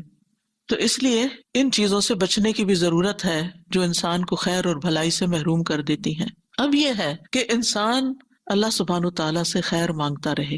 اس خیر میں ایک تو عام خیر مانگے، اس کی میں آگے وضاحت کروں گی، اور ایک ہے خاص طور پر کسی اہم معاملے میں اللہ تعالیٰ سے خیر مانگنا، جس کو استخارہ کہا جاتا ہے. استخارہ کا مطلب ہوتا ہے کسی چیز میں سے، یعنی 2-3 آپشنز ہیں آپ کے پاس، یا زیادہ یا کم، اس میں سے بہتر چیز کا انتخاب کرنا، اس کو طلب کرنا. یعنی مثلاً آپ کے بچے کے 2-3 پروپوزل آئے ہوئے ہیں تو آپ کو سمجھ نہیں آتی کہ کس کو ہاں کریں کس کو نہیں کریں، تو آپ استخارہ کرتے ہیں. آپ کے پاس 2-3 جاب اپرچونٹیز ہیں، کون سی جاب لیں؟ استخارہ کرتے ہیں. یعنی بعض اوقات انسان متزلزل ہوتا ہے نا، یہ بہتر ہے یا وہ بہتر ہے، اب آپ کو نہیں سمجھ آ رہی تو آپ کہتے ہیں اللہ تعالیٰ جو بہتر ہے وہ مجھے عطا کر دے. استخارہ پیورلی خیر کی دعا مانگنا ہے، دیٹس اٹ. نہ یہ غیب کی خبر دیتا ہے آپ کو، اور نہ ہی اس میں کوئی خواب آنا شرط ہے، اور نہ ہی کہیں سے کوئی ہنٹ ملنا شرط ہے. یہ سمپلی خیر کی دعا کرنا ہے کہ اللہ اس میں سے خیر عطا کر دے، مجھے جو خیر والی چیز ہے وہ مجھے دے دے. کہا جاتا ہے استخر اللہ یخر لک، اللہ سے استخارہ کرو وہ تمہارے لیے بہتر کا انتخاب کر دے گا. یعنی تم سے خود انتخاب نہیں ہو رہا، تم فیصلہ نہیں کر پا رہے، کیونکہ بعض کا جو اہم معاملے ہوتے ہیں جیسے بزنس ہے، شادی ہے، ٹریولنگ ہے، تو انسان فیصلہ نہیں بعض اوقات کر پاتا، ڈبل مائنڈیڈ ہوتا ہے، کچھ چیزیں اس کو روک رہی ہوتی ہیں، کچھ چیزیں اس کو موٹیویٹ کر رہی ہوتی ہیں. تو پھر ایسے میں وہ اللہ سبحانہ تعالیٰ سے دعا کرتا ہے کہ یا اللہ آپ میرے لیے خیر کا رستہ نکال دیں، تو اللہ تعالیٰ اس کو خیر عطا کر دیتا ہے. اور اس میں خاص طور پر پھر نماز پڑھ کے اللہ سے مدد لی جاتی ہے، اور دعا کے ساتھ کہ جو کام بہتر اور اولا ہے اس کی طرف پھیر دیا جائے. تو اس کو طلب کرنا یہ استخارہ کہلاتا ہے. علماء امت کا اجماع ہے کہ نماز استخارہ سنت نماز ہے، یعنی یہ نبی صلی اللہ علیہ وسلم کی سنت ہے، اور اس میں حکمت یہ ہے کہ اللہ سبحانہ تعالیٰ سے مدد مانگی جائے، اس کے حکم کے سامنے سر تسلیم خم کیا جائے، اور اپنی طاقت، وسائل اور قدرت پر بھروسہ اور انحصار کرنے کی بجائے اللہ سبحانہ تعالیٰ سے التجا کی جائے کہ وہ دنیا اور آخرت کی خیر کو جمع کر دے. تو اس لیے جب بھی کسی چیز کی ضرورت ہو، یعنی کسی فیصلے کی خاص طور پر ضرورت ہو، تو پھر اس سے بہتر کوئی چیز نہیں کہ انسان 2 رکعت نماز پڑھے اور پھر دعا پڑھ کر اللہ تعالیٰ سے خیر مانگے، اور دعا سے پہلے اس میں اللہ تعالیٰ کی تعظیم اور حمد و ثنا کرے، اور پھر زبان سے اپنی محتاجگی کا اظہار کرے، اور اللہ سبحانہ تعالیٰ کے فیصلے کا انتظار کرے اور بہتر فیصلے کو طلب کرے. حقیقت یہ ہے کہ اللہ کے سوا کوئی غیب کو نہیں جانتا کہ بندے کے لیے خیر کیا اور شر کیا ہے، کیونکہ خالق تقدیر بھی وہی ہے، اسی نے تقدیر ہماری مقرر کی ہے. تو مومن کو چاہیے کہ چھوٹے بڑے معاملات میں فائنل فیصلہ نہ کیا کرے جب تک کہ وہ اللہ تعالیٰ سے مشورہ نہ کر لے، اللہ سے خیر نہ مانگ لے اور سنت کی پیروی نہ کر لے۔ اوور آل بھی انسان اللہ کا محتاج ہی ہے۔ یا ایھا الناس انتم الفقراء الی اللہ واللہ هو الغنی الحمید، اے لوگو تم ہی اللہ کی طرف محتاج ہو، تمہیں ضرورت ہے، اللہ کو نہیں تمہاری ضرورت کہ تم نماز پڑھو گے تو اللہ تعالیٰ کو کوئی فائدہ ہوگا، نہیں، تم اللہ کی طرف محتاج ہو، اور اللہ ہی سب سے بے پرواہ اور تمام تعریفوں کے لائق ہے۔ انسان خیر اور شر کے بارے میں کوئی علم نہیں رکھتا، بعض اوقات وہ ایک چیز کو اپنے لیے خیر سمجھ رہا ہوتا ہے اور وہی اس کے لیے کیا ہوتی ہے، شر ہوتی ہے، اور بعض اوقات کسی چیز کو وہ اپنے لیے برا سمجھتا ہے اور وہی اس کے لیے خیر ہوتا ہے۔ وَعَسَىٰ أَن تَكْرَهُوا شَيْئًا وَهُوَ خَيْرٌ لَكُمْ وَعَسَىٰ أَن تُحِبُّوا شَيْئًا وَهُوَ شَرٌّ لَكُمْ وَاللَّهُ يَعْلَمُ وَأَنتُمْ لَا تَعْلَمُونَ، اور ہو سکتا ہے تم ایک چیز کو ناپسند کرو اور وہ تمہارے لیے بہتر ہو، اور ہو سکتا ہے تم ایک چیز کو پسند کرو اور وہ تمہارے لیے بری ہو، اور اللہ جانتا ہے تم نہیں جانتے۔ تو یاد رکھیں جب انسان اللہ سے دعا کر لیتا ہے نا، پھر اس کے بعد جو بھی نتیجہ سامنے آتا ہے تو انسان اس کے بارے میں مطمئن ہو جاتا ہے، اور وہ یہ یقین رکھتا ہے کہ میرے بارے میں اللہ کا ہر فیصلہ خیر کا فیصلہ ہے، ہر فیصلہ خیر کا فیصلہ ہے۔ حضرت انس رضی اللہ عنہ کہتے ہیں میں نے نبی صلی اللہ علیہ وسلم کو فرماتے ہوئے سنا کہ مجھے تو مومن پہ تعجب ہوتا ہے کہ بے شک اللہ اس کے لیے جو فیصلہ بھی فرماتا ہے وہی اس کے حق میں بہتر ہوتا ہے، یعنی اس نے اللہ سے فیصلہ طلب کیا، اللہ سے مدد مانگی، اللہ نے اس کو ایک راہ دکھا دی، وہی اس کے لیے خیر ہے، چاہے بظاہر اس میں کچھ تکلیفیں بھی آ رہی ہوں۔ کیونکہ بعض لوگ یہ کہتے ہیں نا کہ ہم نے تو استخارہ بھی کیا تو پھر یہ کیوں ہو گیا، بھائی اس میں بھی کوئی حکمت تھی، تم اس کو عسیٰ ان تکرہوا شیئا ویجعل اللہ فیہ خیرا کثیرا، ہو سکتا ہے ایک چیز کو تم ناپسند کرو کہ یہ کیا چیز میرے پلے پڑ گئی ہے، یہ بزنس تو مجھے نہیں چاہیے تھا، یہ جاب نہیں چاہیے تھی، کاش میں وہ فلاں کو ہاں کر دیتا، وہاں بہتری تھی۔ نہیں، جو بھی اللہ نے تمہارے لیے فیصلہ کیا اب اس پہ راضی ہو جاؤ اور اس میں خیر کا انتظار کرو۔ نبی صلی اللہ علیہ وسلم استخارے کی دعا قرآن مجید کی سورت کی طرح سکھایا کرتے تھے صحابہ کو۔ جابر کہتے ہیں آپ ہمیں تمام معاملات میں استخارہ کرنے کی اسی طرح تعلیم دیتے جس طرح ہمیں قرآن کی کوئی سورت سکھاتے تھے۔ تو قرآن کی سورت کس طرح سکھاتے تھے کہ اس میں کوئی غلطی نہ ہو اور پوری مکمل طور پر پڑھی جائے۔ تو صحابہ کی بھی پھر کیا عادت ہوئی، وہ ہر معاملے میں اللہ تعالیٰ سے مشورہ کرتے تھے۔ سبحان اللہ، خاص طور پر آپ دیکھیے حضرت زینب کا معاملہ، حضرت زینب کے نکاح کی بات مجھے بہت زیادہ حیران کرتی ہے۔ حضرت انس کہتے ہیں جب حضرت زینب کی طلاق کی عدت ختم ہوئی جو حضرت زید رضی اللہ عنہ سے تھی، تو رسول اللہ صلی اللہ علیہ وسلم نے حضرت زید ہی سے فرمایا کہ حضرت زینب کو جا کے میری طرف سے نکاح کا پیغام دو۔ آپ سوچیے ہمارے معاشرے میں کبھی ایسا ہو سکتا ہے؟ ہمارے معاشرے میں تو یہ مسئلہ ہے کہ اگر کسی نے طلاق دی اور پتہ چلے کہ اس لڑکی کی شادی کہیں اور ہونے لگی ہے تو پھر تو قیامت ہی آ جائے گی، پھر تو وہ فساد اور طوفان اٹھائیں گے اور کئی طرح کے شر کے دروازے کھول دیں گے کہ اس لڑکی کی شادی اگر ہم نے نہیں رکھا اس کو تو کوئی بھی نہ رکھے۔ عجیب طرح کی نفسیات ہے لوگوں کی، کیونکہ دین سے دور ہیں۔ اگر وہ یہ حدیث پڑھ لیں نا کہ نبی صلی اللہ علیہ وسلم نے حضرت زید ہی کو کہا اور وہ ان کے ایکس ہسبینڈ ہیں، اب طلاق ہو چکی ہے، وہی جا کے ان کو پیغام دے رہے ہیں۔ زید رضی اللہ عنہ کہتے ہیں میں گیا، میں نے کہا اے زینب خوش ہو جاؤ، یعنی مجھ سے تمہاری جان چھوٹی، اب خوش ہو جاؤ کہ اللہ کے رسول صلی اللہ علیہ وسلم نے تمہارے پاس مجھے نکاح کا پیغام دے کے بھیجا ہے۔ حضرت زینب کا جواب دیکھیے، کہنے لگی میں کوئی فیصلہ نہیں کروں گی حتیٰ کہ اپنے رب سے مشورہ کر لوں۔ پیغام کس کی طرف سے تھا؟ اللہ کے نبی کی طرف سے۔ ایک عورت کے لیے اس سے بڑا شرف کیا ہو سکتا ہے کہ وہ کسی نبی کی بیوی ہو، اور اس وقت بھی وہ اس خوشی کے عالم میں، اس ایکسائٹمنٹ میں یہ نہیں بھولی کہ لیٹ می ڈو استخارہ فرسٹ، پہلے میں استخارہ کروں۔ اور ہمیں تو کوئی اگر آفر ہو اور کوئی دنیا کے لحاظ سے کوئی چارمنگ سی چیز نظر آ رہی ہے اور ہمیں پتہ چلے یہ ہمارے لیے، تو ہم کہتے چلو ڈن کر دو جلدی سے، استخارہ تو نہیں کرتے۔ آپ کو یہ ہوتا ہے نہیں وہ ہاتھ سے نکل جائے گی بس فوراً جلدی کرو، وہ استخارہ بعد میں ہوتا رہے گا، نہیں، پہلے استخارہ پھر ہاں۔ پھر آپ دیکھیے وہ اپنی نماز گاہ کی طرف اٹھی، یعنی پیغام آیا اور اٹھ کے فوراً ہی استخارہ کیا۔ یعنی استخارے میں بھی کوئی بہت سوچ بچار نہیں کرنی چاہیے، جب آپ نے کوئی فیصلہ کرنا ہو، کوئی آفر آئی ہے، فوراً اٹھے استخارہ کریں۔ اور ادھر قرآن میں حکم اتر آیا اور اللہ سبحانہ تعالیٰ نے خود سے ہی آسمانوں پر ان کا نکاح کر دیا، اور رسول اللہ صلی اللہ علیہ وسلم اجازت کے بغیر ان کے پاس داخل ہو گئے۔ دیٹس اٹ، اللہ سبحانہ تعالیٰ نے ان کا استخارہ قبول کر لیا۔ خیر کی دعا قبول کر لی اور ان کو وہ خیر عطا کر دی. اس حدیث سے کیا پتہ چلتا ہے کہ اگر بظاہر خیر کا کام بھی نظر آتا ہو پھر بھی استخارہ کریں. آپ ہر لحاظ سے بالکل سیٹسفائیڈ ہیں، بس آخری فائنل سگنیچر کرنے جا رہے ہیں، آپ کا دل بھی مطمئن ہے، شرح صدر ہے، پھر بھی استخارہ کریں. امام نووی کہتے ہیں اس حدیث سے واضح طور پر پتہ چلتا ہے کہ جو کسی کام کا ارادہ کرے اس کے لیے نماز استخارہ پڑھنا مستحب ہے، خواہ وہ کام بظاہر خیر کا ہی کیوں نہ ہو. بعض علماء کہتے ہیں کسی بندے کو دنیا کے کاموں میں بھی کسی کام کے لیے یعنی اہم کاموں کے لیے، ایک تو نا روٹین کی عادت ڈیلی روٹین کے، لیکن اہم کاموں کے لیے اس وقت تک آگے نہیں بڑھنا چاہیے جب تک وہ اللہ سے اس میں خیر کا سوال نہ کر لے، یعنی نماز استخارہ کی 2 رکعتیں ادا نہ کر لے. استخارہ شرمندگی سے بچانے کا ذریعہ ہے. شیخ الاسلام ابن تیمیہ کہا کرتے تھے جو انسان خالق سے استخارہ کرے اور مخلوق سے مشورہ کرے اور اپنے کام میں ثابت قدمی دکھائے وہ کبھی پشیمان نہیں ہوگا. یعنی اپنی طور پر ایفرٹ کرتا رہے، آگے بڑھتا رہے، انسانوں سے مشورہ کرتا رہے اور اللہ سے دعا کرتا رہے، کامیابیوں کے دروازے کھل جائیں گے. یہ 3 فیکٹرز ہیں. ایک ہے آپ کی ذمہ داری، اور وہ کیا ہے؟ محنت کرنا، کوشش کرنا، قدم بڑھانا. دوسرا ہے لوگوں کے ساتھ مشورہ، اچھے قابل لوگوں کی رائے لینا جو اس چیز اس فن کے ماہر ہوں، ان سے پوچھنا. اور تیسرے ہے اللہ سبحانہ تعالیٰ کی مدد حاصل کرنا. جو شخص یہ تینوں کام کر لیتا ہے وہ ناکام نہیں ہوتا، پھر وہ کہیں نہ کہیں سے خیر پا ہی لیتا ہے.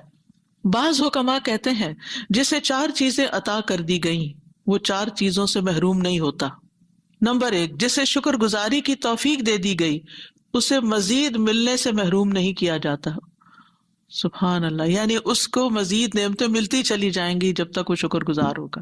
نمبر 2، جسے توبہ کی توفیق دے دی گئی اسے اس کی قبولیت سے محروم نہیں کیا جاتا.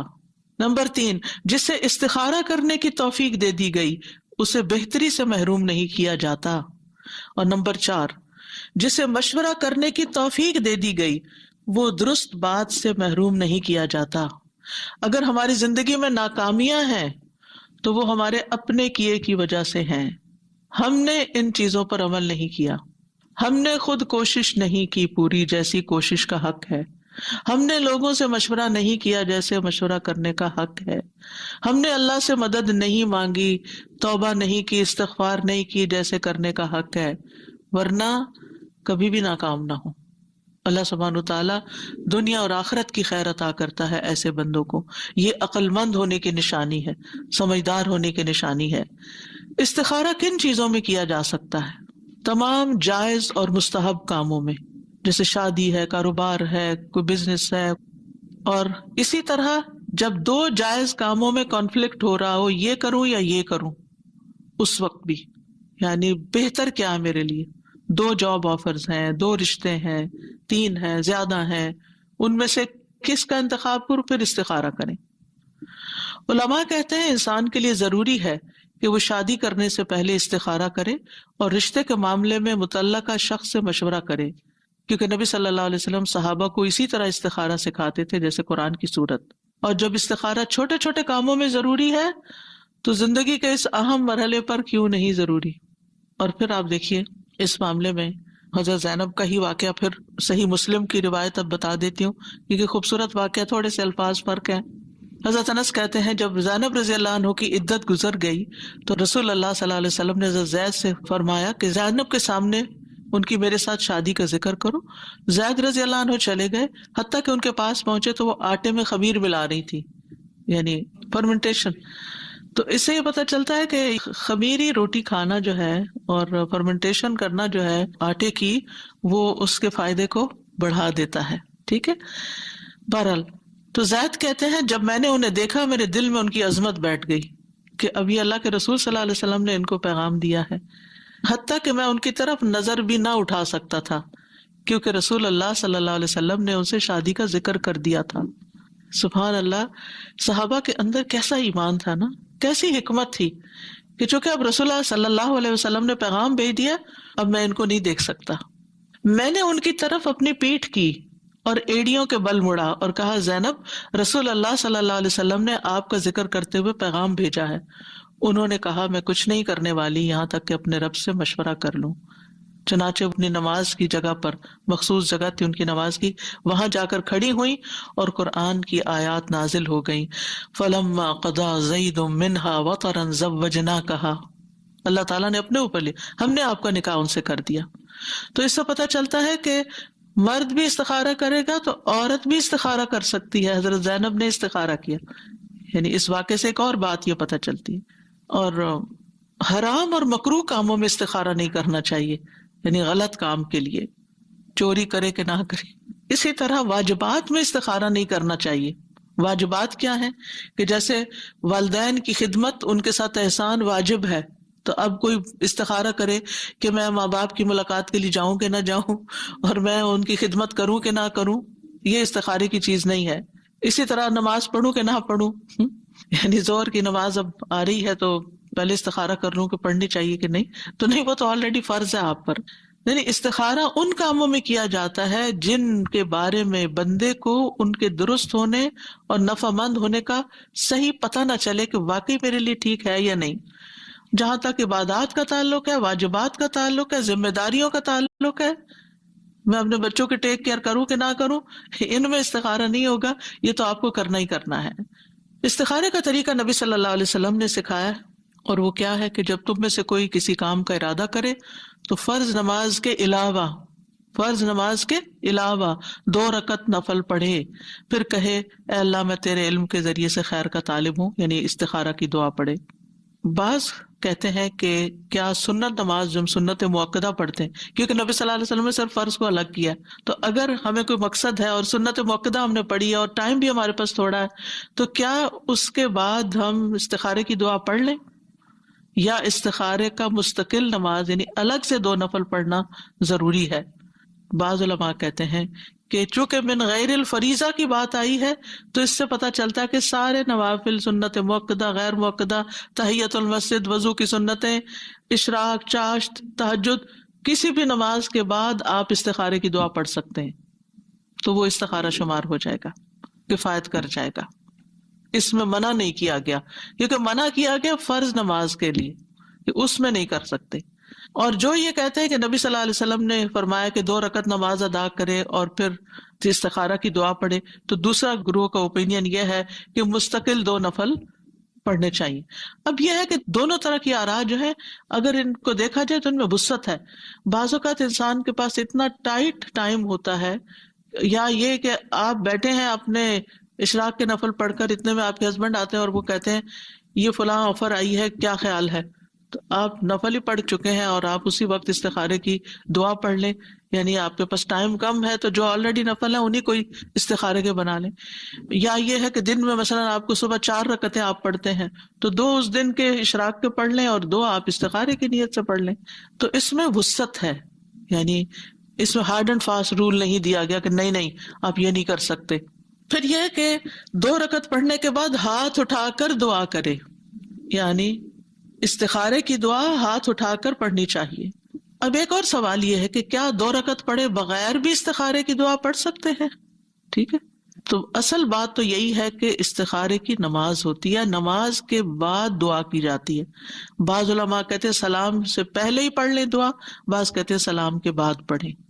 تو یہ دعا نماز کے ساتھ منسلک ہے.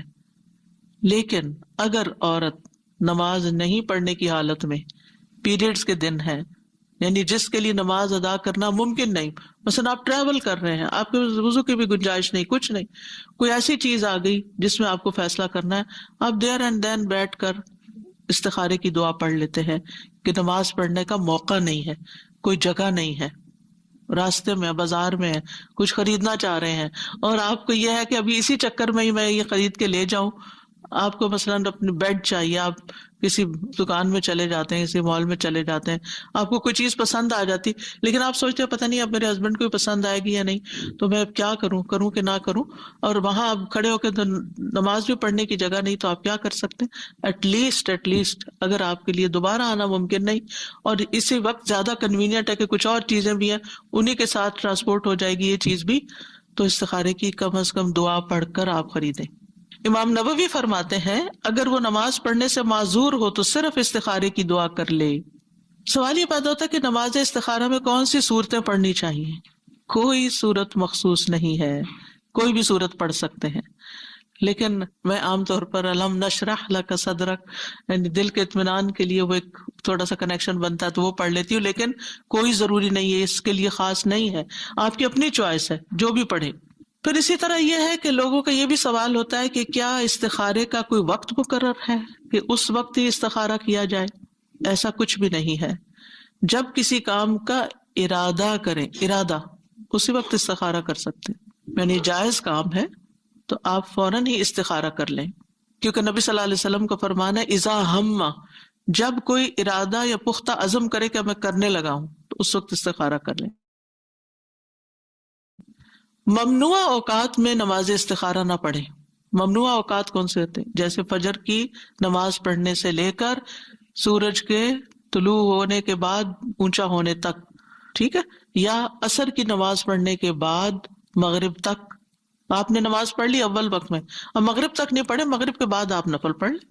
عقبہ بن عامر کہتے ہیں 3 اوقات کے متعلق رسول اللہ صلی اللہ علیہ وسلم ہمیں منع فرمایا کرتے تھے کہ ہم ان میں نماز پڑھیں، انہیں نماز سے منع کرتے، یا ان اوقات میں اپنے مردوں کو دفن کریں جب سورج نکل رہا ہو، اندر باہر ہو، حتیٰ کہ بلند ہو جائے، عین دوپہر زوال کے وقت، حتیٰ کہ سورج ڈھل جائے، اور جب سورج غروب ہونے کے قریب ہو، حتیٰ کہ غروب ہو جائے، کیونکہ بہت سی قومیں سورج کی عبادت کرتی ہیں ان 3 اوقات میں، تو ہمیں اس لیے ان کی مخالفت کرنے کے لیے اور مشابہت سے بچنے کے لیے ان 3 اوقات میں عبادت سے، یعنی صرف نماز اور مردوں کو دفن کرنا۔ بعض لوگ تو قرآن پڑھتے پڑھتے بند کر کے رکھ دیتے ہیں، یہ میں نے خود دیکھا۔ یہ کیا بھائی؟ کہتے ہیں زوال کا وقت ہو گیا۔ ہمیں قرآن پڑھنے سے منع نہیں کیا گیا، ہمیں ذکر کرنے سے منع نہیں کیا گیا، صرف نماز اور مردوں کا دفن کرنا ان اوقات میں منع ہے۔ ہاں، اگر کوئی ایسی مشکل آ گئی ہے کہ جس میں اتنا انتظار نہیں کیا جا سکتا، مثلاً آپ کو ڈاکٹرز کہہ رہے ہیں کہ وینٹیلیٹر پہ ڈالنا کہ نہیں ڈالنا، کانسنٹ دے دیں، اب آپ عصر پڑھ چکے ہیں اور مغرب تک کافی وقت ہے، اور جو بیچارہ بیمار ہے اس کی جان پہ بنی ہوئی ہے، مغرب تک انتظار نہیں کر سکتے، بھائی ابھی بتاؤ ڈالنا کہ نہیں ڈالنا، تو اب آپ کیا کریں گے؟ استخارہ کریں گے اور اس کے بعد فیصلہ کریں گے۔ یعنی اگر کسی ایسے کام کے لیے ایمرجنسی کی کوئی کیفیت آ گئی ہے اور آپ کو استخارے کی ضرورت ہے تو پھر آپ اسی ممنوع وقت میں بھی پڑھ کے آپ استخارہ کی یا تو دعا پڑھ لیں کم از کم، یا پھر نفل پڑھ کے دعا کر کے آپ فیصلہ کر لیں، اور جس چیز کو مؤخر کر سکتے ہیں اس کو آپ مؤخر کریں۔ استخارے کی دعا ہے اللہم انی استخیرک بعلمک واستقدرک بقدرتک واسألک من فضلک العظیم فإنک تقدر ولا اقدر وتعلم ولا اعلم وانت علام الغیوب اللہم ان کنت تعلم ان هذا الامر خیر لی فی دینی ومعاشی وعاقبت امری فاقدره لی وان کنت تعلم ان هذا الامر شر لی فی دینی ومعاشی وعاقبت امری فاصرفه عنی واصرفنی عنہ واقدر لی الخیر حیث کان ثم ردنی بہ۔ تھوڑے سے الفاظ کے فرق کے ساتھ اور دعا بھی ہے، لیکن بیسیکلی یہی دعا ہے۔ سب سے پہلے استخیرک، میں آپ سے خیر مانگتا ہوں اے اللہ کہ تو ان کاموں میں سے بہتر چیز کی طرف میری رہنمائی کر دے۔ اے اللہ میں تجھ سے تیرے علم کی بدولت خیر طلب کرتا ہوں، اور تیری قدرت کی بدولت تجھ سے طاقت مانگتا ہوں، اور تیرے فضل عظیم کا سوال کرتا ہوں۔ بے شک قدرت تو ہی رکھتا ہے، مجھے کوئی قدرت نہیں، اور تو جانتا ہے اور میں کچھ نہیں جانتا، اور تو تمام پوشیدہ باتوں کو جاننے والا ہے۔ اے اللہ اگر تو جانتا ہے کہ یہ کام، اور کام کا یہاں نام لے، صرف یہ کام نہ کہیں بلکہ فلاں جگہ شادی کرنا بچے کی، یا کوئی اور کام، یہ بزنس کرنا، یہ جاب لینا، بولیں اس لفظ کو، اردو میں بول دیں بے شک، میرے دین، میری دنیا اور میرے کام کے انجام کے اعتبار سے میرے لیے بہتر ہے تو اسے میرے لیے نصیب کر، اور اگر تو جانتا ہے کہ یہ کام میرے دین، میری دنیا اور میرے کام کے انجام کے اعتبار سے برا ہے تو اسے مجھ سے ہٹا دے اور مجھے بھی اس سے ہٹا دے، اور میرے لیے خیر مقدر کر دے جہاں بھی وہ ہو، پھر اس پر مجھے راضی کر دے، اس پر مجھے راضی کر دے، کیونکہ اس وقت پھر یہ خیال آنا کہ اوہ فلاں بہتر تھا، تو یہ انسان کے اطمینان کو ختم کر دیتا ہے۔ تو استخیروں کا، میں تجھ سے خیر طلب کرتا ہوں کہ جو زیادہ فائدہ مند چیز ہے میں اس کی طرف جاؤں۔ استقدروں کا، میں سوال کرتا ہوں کہ تو مجھے اپنی خاص قدرت کے ساتھ اس کام کو کرنے کی قدرت عطا فرما، یعنی میرے لیے اس خیر کو مقدر کر دے جس پہ تو قادر ہے۔ اور وَأَسْأَلُكَ مِن فَضْلِكَ الْعَظِيمِ، میں تو تجھ سے بہت بڑے فضل کا سوال کرتا ہوں، کیونکہ اللہ کی طرف سے جو کچھ بندے کو ملتا ہے وہ دراصل کیا ہے؟ اللہ کا فضل ہے، ہمارا حق نہیں ہے۔ اور پھر فَإِنَّكَ تَقْدِرُ وَلَا أَقْدِرُ، اس میں کس بات کا اظہار ہے؟ کہ قدرت ساری کی ساری، فیصلے کا اختیار سارے کا سارا صرف اللہ رب العزت کو ہے۔ وَتَعْلَمُ وَلَا أَعْلَمُ، تو جانتا میں نہیں جانتا، اپنی جہالت کا اقرار کر کے، اپنی کمزوری کا اعتراف کر کے، اپنی محتاجگی کا اقرار کر کے اللہ تعالیٰ کے آگے عجز و انکساری کرنا، یہ اللہ تعالیٰ کو پسند ہے۔ وَأَنْتَ عَلَّامُ الْغُیُوبِ، اور تو خوب خوب جانتا ہے سارے غیبوں کو، کوئی چیز تجھ سے چھپی ہوئی نہیں، کوئی چیز تجھ سے پوشیدہ نہیں۔ اللہم ان کنت تعلم، اے اللہ اگر تیرے علم میں ہے، اور اس میں کوئی شک نہیں کہ اللہ سب کچھ جانتا ہے۔ یہ عربوں کے کہنے کا ایک طریقہ ہے، ایک زبان کا اسلوب ہے، اس کا یہ مطلب نہیں کہ اگر تو نہیں جانتا نعوذ باللہ، یہ نہیں ہے مطلب، یہ کہنے کا انداز ہے کہ تو سب کچھ جانتا ہے اور تیرے علم میں ہے اگر یہ چیز میرے کام، میرے مقصد میں بہتر ہے، ان ھذا الامر، یعنی جو کام میں کرنے جا رہا ہوں، جیسے گھر خریدنے جا رہا ہوں یا گاڑی خرید رہا ہوں یا شادی کر رہا ہوں یا سفر کر رہا ہوں، اور اس کا وہ نام لے کہ مکہ کی طرف سفر کرنا میرے لیے بہتر ہے یا نہیں، تو پھر اس کو بول کر کہے۔ اور بعض اہل علم کہتے ہیں کہ اگر وہ اس کو کہنا ہی نہیں آ رہا تو دل میں جو ہے ادھر ہی اشارہ کرے کہ یا اللہ جو میرے دل میں جو میں چاہتا ہوں اگر وہ میرے لیے بہتر ہے تو یہ بھی کر سکتے ہیں۔ لیکن افضل کیا ہے؟ الفاظ بھی بولے جائیں، نہیں بول سکتے تو پھر نیت تو کریں، یہ نہیں کہ سوچا سمجھا ہی نہیں اور بس رٹا ماری ہوئی دعا پڑھ کے استخارہ کر لیا، یہ نہیں ہونا چاہیے۔ پھر خیر لی فی دینی و معاشی و عاقبت امری، دین، معاش اور انجام، کیونکہ بعض فیصلے ہمیں بڑے اچھے لگتے ہیں لیکن دین کے لحاظ سے اچھے نہیں، مسجد سے بہت دور گھر خرید رہے ہیں، اچھا نہیں۔ اسی طرح ایک جاب چھوڑ کے دوسری لے رہے ہیں حالانکہ وہ اچھی نہیں کیونکہ اس میں حرام انوالوڈ ہے۔ پھر اسی طرح انجام کے اعتبار سے بعض چیزیں آج اچھی ہیں لیکن کل یہ سٹاکس اچھے نہیں نکلنے والے، تو اللہ تعالیٰ ہمیں ان سے پھیر دے۔ عاقبت امری، تو دین کو سب سے پہلے مقدم کیا گیا ہے کہ سب سے پہلے فیصلہ کرتے ہوئے انسان اپنے دین کی فکر کرے، دین کی خیر سمجھے کہ یہ فیصلہ میرے دین میں کیسا رہے گا، اور پھر اس کے بعد باقی چیزیں، کیونکہ اگر انسان چاہتا بھی اور وہ کام نہیں ہوا، دعا نہیں قبول ہوئی، تو پھر یہ کہ دل میں کچھ باقی نہ رہے۔ فَاصْرِفْهُ عَنِّي وَاصْرِفْنِي عَنْهُ، اس کو بھی دور کر دے مجھ سے اور مجھے بھی اس سے دور کر دے۔ کیونکہ ہوتا یہ ہے کہ مثلاً ایک لڑکا کہیں شادی کرنا چاہتا ہے اور وہ استخارہ کر رہا ہے کہ یہاں شادی ہو جائے اور وہ نہیں ہوتی، لیکن اس لڑکی کا خیال دل سے نہیں نکال پا رہا، تو کیا کرنا چاہیے؟ یہ دعا کرنی چاہیے کہ انہیں پھیر دے مجھے اس سے۔ کوئی گھر خریدنا چاہ رہا ہے اور اس کو بڑا ہی پسند آ گیا ہے اور وہ اس کے خوابوں میں سما گیا ہے اور وہ امیجنیشن میں بھی وہاں گھوم پھر رہا ہے لیکن وہ ڈیل ہی نہیں ہو سکی، تو اب کیا ہے؟ فَاصْرِفْهُ عَنِّي وَاصْرِفْنِي عَنْهُ، اللہ میرا دھیان ادھر سے ہٹا دے، کیونکہ یہ چیز پھر انسان کو بے چین کیے رکھتی ہے۔ اب کیا ہوتا ہے اس کا نقصان؟ آپ نے اس کے بجائے کوئی اور گھر خرید بھی لیا، رہے اس میں رہے فزیکلی، اور سوچ جو دوسرا آپشن تھی اس پہ رہے، تو یہ چیزیں خلل ڈالتی ہیں انسان کے اندر۔ تو کتنی خوبصورت دعا سکھائی گئی کہ اللہ پھر اس کا دھیان بھی ہٹ جائے۔ وَاقْدُرْ لِي الْخَيْرَ حَيْثُ كَانَ، خیر جہاں بھی ہے میرے مقدر میں کر دے، یعنی تقدیر تو ہی بدل سکتا ہے۔ ثم ردنی بھی اردنی بھی، اللہ پھر اس کے بعد جو تو میرے لیے فیصلہ کرے مجھے اس پر راضی بھی کر دے، اطمینان بھی دے دے اور اس کا دل پرسکون ہو جائے۔ اب استخارہ کرنے کے بعد کیا کیا جائے؟ کیا استخارہ غیب کا علم ہے جو آپ کو مل جاتا ہے یا آپ کسی غیب کو جاننے کا سوال کر رہے ہیں؟ نہیں، یہ دراصل اللہ پر یقین اور بھروسے کی علامت ہے، اور آپ نے دعا کر کے جو ارادہ کر لیا جس کام کا وہ کر جائیے۔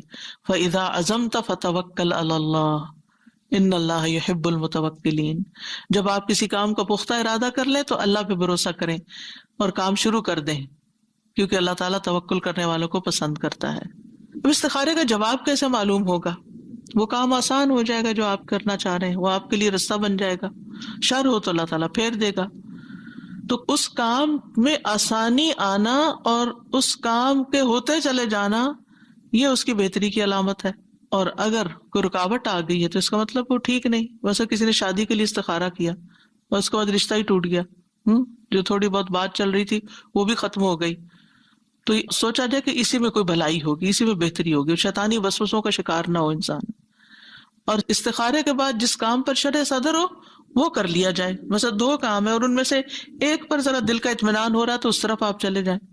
اگر انسان متردد ہے، ابھی بھی کچھ فیصلہ نہیں کر پا رہا، نان ڈیسائسو ہے، تو دوبارہ استخارہ کر لیں، پھر تیسری دفعہ استخارہ کر لیں، اور اس کے بعد کسی صاحب بصیرت سے مشورہ کریں. اب آپ نے اپنا کام کر لیا، کوشش بھی کر لی اور دعا بھی کر لی، اب مشورہ کریں.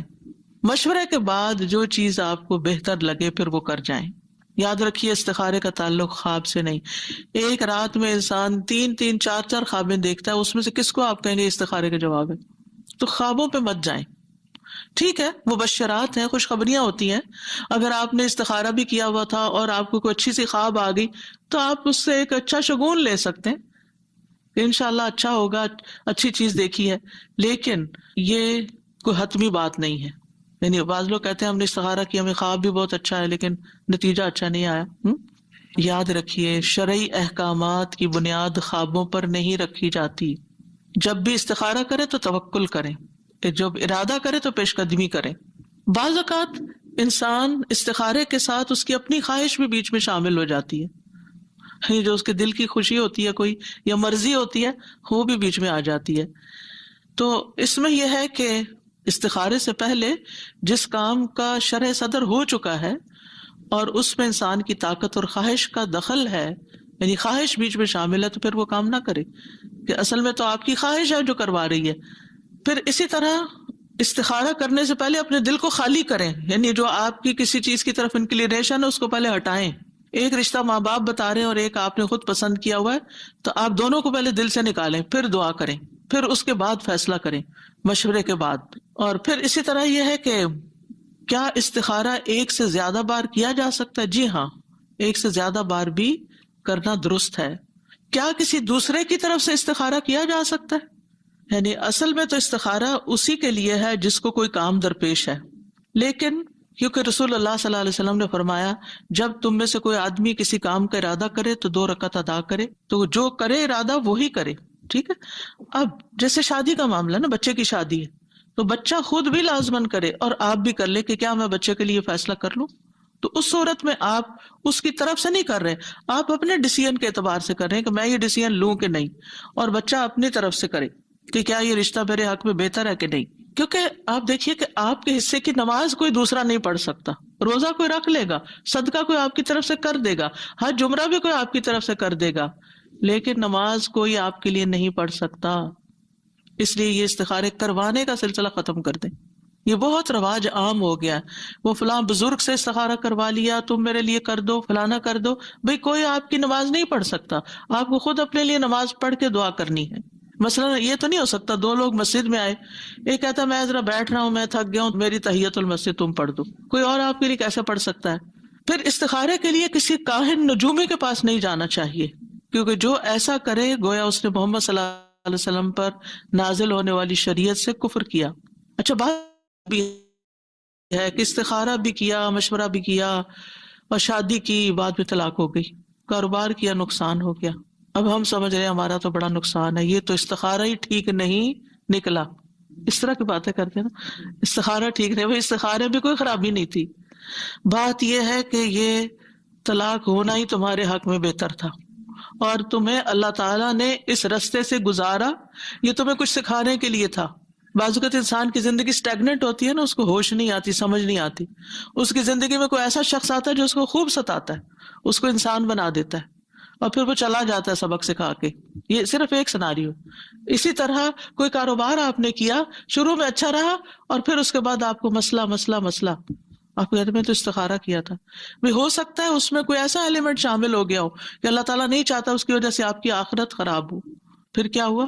وہ آپ کے حق میں اچھا ہی ہے، اب آپ کچھ اور دیکھیں گے. آپ نے وہ چھوڑا بزنس, آپ نے کوئی اور شروع کیا, اس میں آپ بہت اونچے گئے. اگر آپ اسی کے اندر رہتے تو آپ کو تھوڑی آمدنی ہوتی. اسی طرح اگر آپ کسی ٹاکسک ریلیشن میں رہتے تو آپ کی زندگی حرام ہو جاتی. اللہ نے اس بندے کو آپ کی زندگی سے نکال کر آپ کے حق میں اچھا کیا اور آپ میچور ہو گئے. آپ اس سے پہلے کچھ چیزیں نہیں جانتے تھے جو آپ نے اس کے ذریعے سیکھ لی. تو استخارے کے بعد بظاہر جو چیز شر نظر آتی ہے وہ بھی شر نہیں ہوتی, اس میں بھی خیر کے پہلو ہوتے ہیں جو اللہ کو پتا ہوتے ہیں. کیونکہ ایک دعا میں آتا ہے والخیر کلہ فی یدیک والشر لیس الیک, اللہ ساری خیر تیرے ہاتھ میں ہے اور شر کی نسبت تیری طرف نہیں, تو کسی کے لیے برا نہیں کرتا. ٹھیک ہے, یعنی بظاہر شر ہے, حقیقت میں خیر ہے, اس کے اندر خیر اور بھلائی ہے. اسی طرح بعض اوقات انسان کی زندگی میں استخارے کے بعد بھی کوئی ایسا حادثہ ہو جاتا ہے جس کو بہت دکھ دے جاتا ہے, بہت تکلیف دے جاتا ہے, وہ کوئی چیز انسان کو پریشان کر جاتی ہے, وہ آزمائش ہوتی ہے. اس میں آپ دیکھیے حدیث میں آتا ہے جب اللہ کے ہاں کسی بندے کا مقام اور مرتبہ اس درجے سے آگے بڑھ جاتا ہے جہاں اس کا عمل نہیں پہنچتا, تو اللہ تعالیٰ اسے جسمانی یا اولاد یا مالی آزمائش میں مبتلا کر دیتا ہے. پھر اس پر وہ صبر کرتا ہے یہاں تک کہ وہ اس درجے تک جا پہنچتا ہے جو اس کے لیے طے ہو چکا ہوتا ہے. وہ اس کا مقام بہت اعلیٰ تھا, لیکن وہ جو روزمرہ کے عمل کر رہا تھا نا, وہ کافی نہیں تھے وہاں تک جانے کے لیے. اللہ نے آزمائش سے گزار کر وہاں پر اس کو رکھا. تو شر پر کبھی بھی نظر نہ رکھے, خیر ہی کی طرف نظر رکھیں کہ تکلیف میں بھی خیر ہے. اسی طرح مثلاً آپ نے استخارہ کر کے مشورہ کر کے سب کچھ آپ نے شادی کی, لیکن ایسی بیوی یا ایسا شوہر ملا کہ جس کے ساتھ روز ہی کوئی نہ کوئی انبن ہو جاتی ہے, کوئی نہ کوئی تکلیف اس سے پہنچتی ہے. تو نبی صلی اللہ علیہ وسلم نے فرمایا کوئی مومن شخص کسی مومن عورت سے بغض نہ رکھے, یعنی بیوی سے نفرت نہ رکھو, دل میں گرجز نہ رکھو. اگر عورت کی ایک عادت ناپسند ہوگی تو کوئی دوسری عادت پسند ہوگی, تو بظاہر اس میں شر ہے لیکن اس میں بھی خیر چھپی ہوئی ہے. پھر یہ کہ استخارے کے بعد جو معاملات ہوں ان پر راضی رہنا چاہیے, اللہ تعالیٰ کو بلیم نہیں کرنا چاہیے کہ میں نے تو اللہ سے مشورہ کر کے یہ کیا تھا اور یہ کیا ہو گیا. یہ الفاظ بھی منہ سے نہیں نکالنے چاہیے. اور پھر آپ دیکھیے چیزوں کو ان کے الٹیمیٹ انجام کے مطابق دیکھنا چاہیے, اس لحاظ سے دیکھنا چاہیے. اور الٹیمیٹ انجام کسی بھی چیز کا کہاں ہے دنیا میں, وہ چیز آپ کی آخرت کے لیے کیسی ہوئی یہ دیکھنا چاہیے.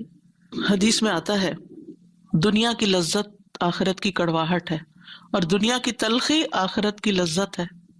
سبحان اللہ, اگر یہ بات یاد رہے تو ہماری زندگی میں جتنی بھی تلخیاں, جتنی بھی کڑواہٹیں ہیں, وہ ہمیں کڑواہٹ ہی نہ لگے, کیونکہ وہ ہماری آخرت کی مٹھاس ہے. کوئی چیز ہوتی ہے نا انسان کو زندگی میں ہر وقت بادر کیے رکھتی ہے. مثلا کوئی انسان ہے, آپ ان سے انٹریکٹ کریں تب بھی آپ تکلیف میں, آپ ان سے الگ ہوں تب بھی آپ تکلیف میں. مثلا بچے ہی ہوتے ہیں نا بعض اوقات کہ آپ کے پاس بیٹھتے ہیں تو کوئی ایسی بات کریں گے تو آپ کو تکلیف دے گی, وہ دور جاتے ہیں تو دور رہنے کی وجہ سے آپ کسی حال میں بھی راضی نہیں. اب یہ چیز آپ کو بادر کر رہی ہے. اب آپ سوچتے ہیں کہ یہ میری تو قسمت پھوٹ گئی, کبھی یہ جملہ نہ بھولیں. نہیں, یہ اللہ کا فیصلہ تھا. اللہ سبحانہ تعالیٰ نے آپ کو اس امتحان سے گزارا ہے کیونکہ وہ اس کے بدلے میں آپ کو آخرت میں مٹھاس دینا چاہتا ہے, آخرت میں مٹھاس دینا چاہتا ہے. یہ دنیا کی کڑواہٹ میری آخرت کی مٹھاس ہے, اس جملے کو پکا کر لیں اپنے دماغ میں. جہاں کہیں تکلیف پیش آئے سوچیں یہ میری آخرت کی مٹھاس ہے, اللہ نے مجھے اس کا بدلہ وہاں دینا ہے, تو آپ کو کوئی بھی چیز بری نہیں لگے گی. اور ویسے بھی انما الاعمال بالخواتیم, عمل کا دار و مدار تو خاتمے پر ہے, اینڈ کہاں پر ہوا, نتیجہ کیا نکلا, یعنی آخرت میں اس کا انجام کیا ہوا. یہ تو تھا استخارہ. مختصراً خیر کے حصول کی کچھ اور دعائیں بھی ہیں جن میں سب سے پہلے تو یہی ربی انی لما انزلت الی من خیر فقیر, اور اسی طرح اللہم استہدیک لارشد امری واعوذ بک من شر نفسی, اے اللہ میں تجھ سے اپنے معاملات میں رشد و ہدایت کا طلبگار ہوں اور اپنے نفس کے شر سے تیری پناہ میں آتا ہوں. تو یہ دعا بھی بہت خوبصورت ہے. اسی طرح ہر طرح کی خیر پانے کا سوال, اللہم انی اسألک من الخیر کلہ عاجلہ وآجلہ ما علمت منہ وما لم اعلم, اللہم انی اسألک من خیر ما سألک عبدک ونبیک محمد صلی اللہ علیہ وسلم واعوذ بک من شر ما عاذ منہ عبدک ونبیک اللهم إني أسألك الجنة وما قرب إليها من قول أو عمل وأسألك أن تجعل كل قضاء تقضيه لي خيرا. اے اللہ میں تجھ سے ہر خیر کا سوال کرتا ہوں. حضرت عائشہ کہتی ہے کہ نبی صلی اللہ علیہ وسلم نے خود انہیں یہ دعا سکھائی تھی. ایک دعا حضرت ابو بکر کو بھی سکھائی تھی. تو ہم اپنے پیاروں کو، حضرت عائشہ نبی صلی اللہ علیہ وسلم کو بہت پیاری تھی. کسی نے پوچھا آپ کو سب سے پیارا انسان کون لگتا ہے؟ تو آپ نے فرمایا عائشہ. اس کے بعد کون؟ فرمایا عائشہ کا باپ. تو جس سے انسان کو محبت ہو تو اس محبت کا تقاضا ہے کہ اس کو بہترین چیز دے. اور وہ بہترین چیز کیا ہو سکتی ہے؟ جس میں دنیا اور آخرت کی خیر کا سوال ہے.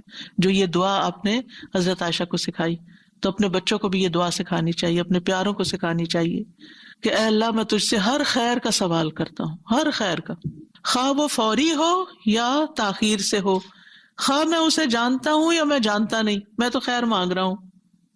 اے اللہ میں تجھ سے ہر اس خیر کا سوال کرتا ہوں جس کا سوال تجھ سے تیرے بندے اور تیرے نبی محمد صلی اللہ علیہ وسلم نے کیا. کیا ان سے زیادہ بھی کوئی جانتا ہے کہ خیر کیا ہو سکتی؟ انہوں نے ہر خیر کا سوال کیا. اور ہر اس شر سے تیری پناہ میں آتا ہوں جس سے تیرے بندے اور تیرے نبی نے پناہ مانگی ہو.